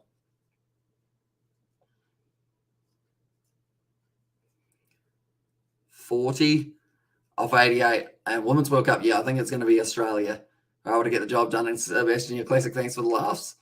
And there, as well, says Dan De Castro. That one, especially, is very fast-witted, I think it's called, isn't it? Something along those lines. I'm actually going to... This is the thing. I've got a white bucket hat at the moment, but it's actually a plot twist in regard to the fact that it's actually the zebra one. It's double-sided. I was going to go with it and then flip it for the next over, just because I didn't think I'd have enough things. But then I found a couple more things that I can stack on my head. So that works quite nicely. No worries, Dan. And there's Sebastian. Back out. But now I should say. 284 runs to win. 64 for none. Nicely played by Amamahaki. Does actually drop to a knee there for that one. And also for New Zealand to make it. Do they need a big run rate? They certainly do. They need a massive run rate. And there's his Paddy. Hello, Paddy. Putting on a hat every time that Australia don't get a wicket for an over. It's been a while.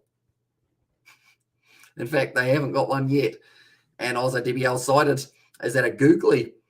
There is us. Says Danny Castro for that one. Nicely played once again. I think the thing is, I've got a couple plot twist ones coming up for the hats. I don't even know if they'll fit, though. It's probably the main thing. Short ball from Stark. Nicely bowled.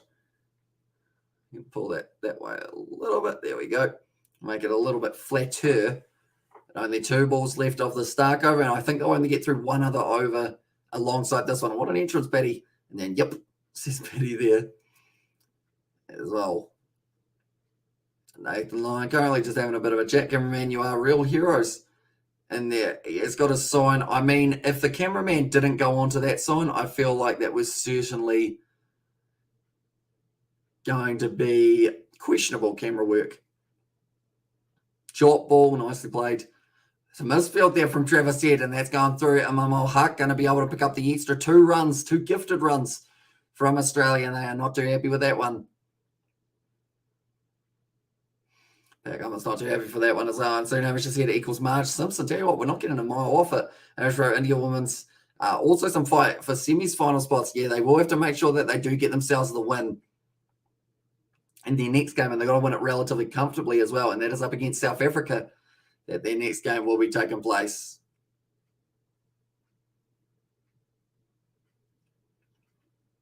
Currently, they are just showing all of the camera work, all the cameramen.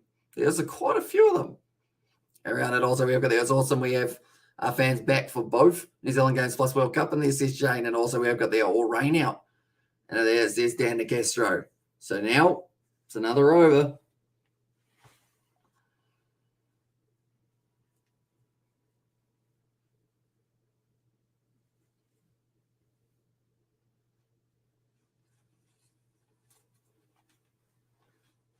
This is not going to be easy to do.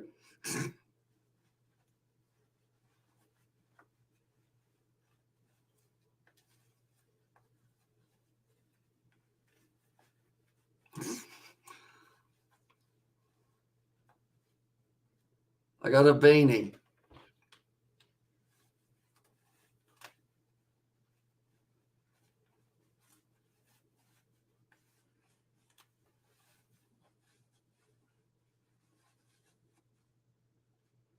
There we go.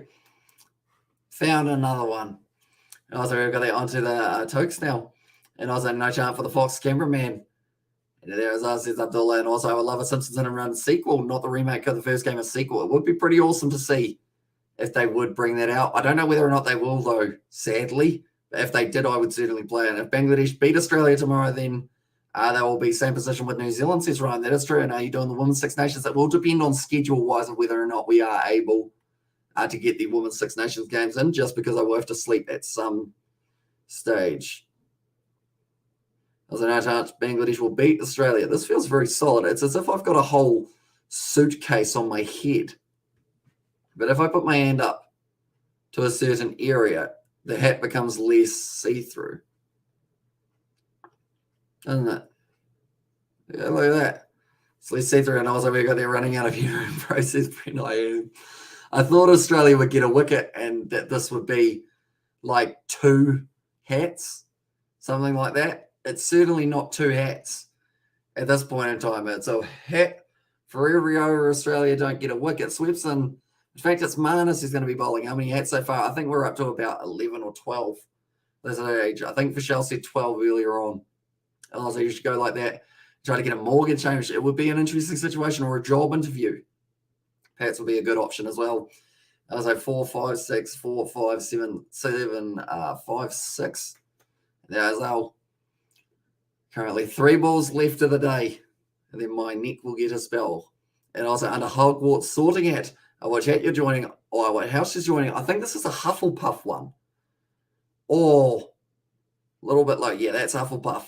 I believe I ended up getting it from EB Games when George bought his Xbox. Or first blind date, that would be a good option. Gee, what, I would get such a warm head. I just realized I should clarify, once the day's over, I get to take the hats off. I'm not wearing them overnight. And coming back tomorrow with them all. Almanis. Final over. 2 more balls left. It's an edge. It's put down by Smith. It's gone through for 4, and it was a one-handed chance. And West Tigers versus Useless Warriors tomorrow night. And there says Shane. And also blind date would be class, says Sebastian, for that one as well. I mean, it's quite an impressive arsenal of hats at the moment. And also, are those hats on your head, or are you just happy to see? It was Australia's declaration much more bold than England's to when you have to be giving them a nibble, says P. Schmitty for that one as well. Steve Smith, he can't believe how close he's been, and Steve Smith just has missed at least 10 catches in the slips during the series, honestly. Yeah, a couple of them have been easy. That's the last ball, which now means the final item goes on the head.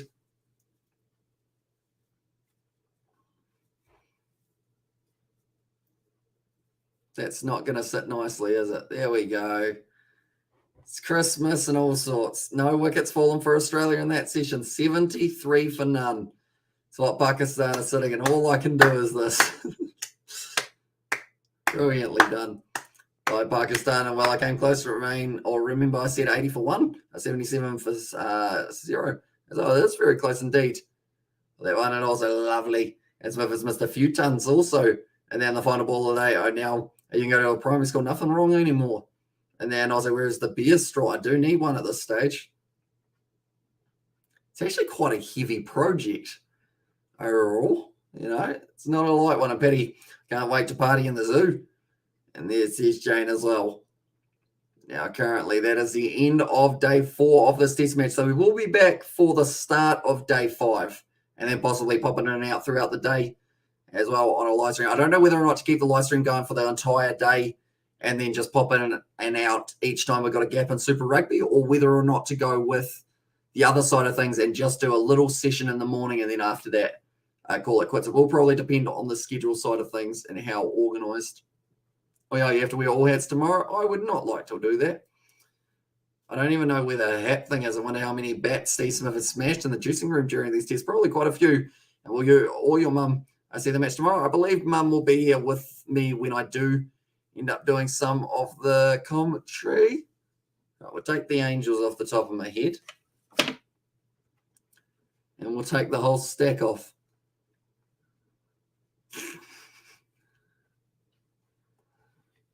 There we go. That can sit over there for now. Oh, I feel so free. My head feels like it's breathing. How's everyone doing? Says Ed. I'm doing better now that I'm not wearing 15 hats. I was Irish for a good night. See you tomorrow streaming. And there says Michelle, we will see you later on. A good session. Wicket threatened often.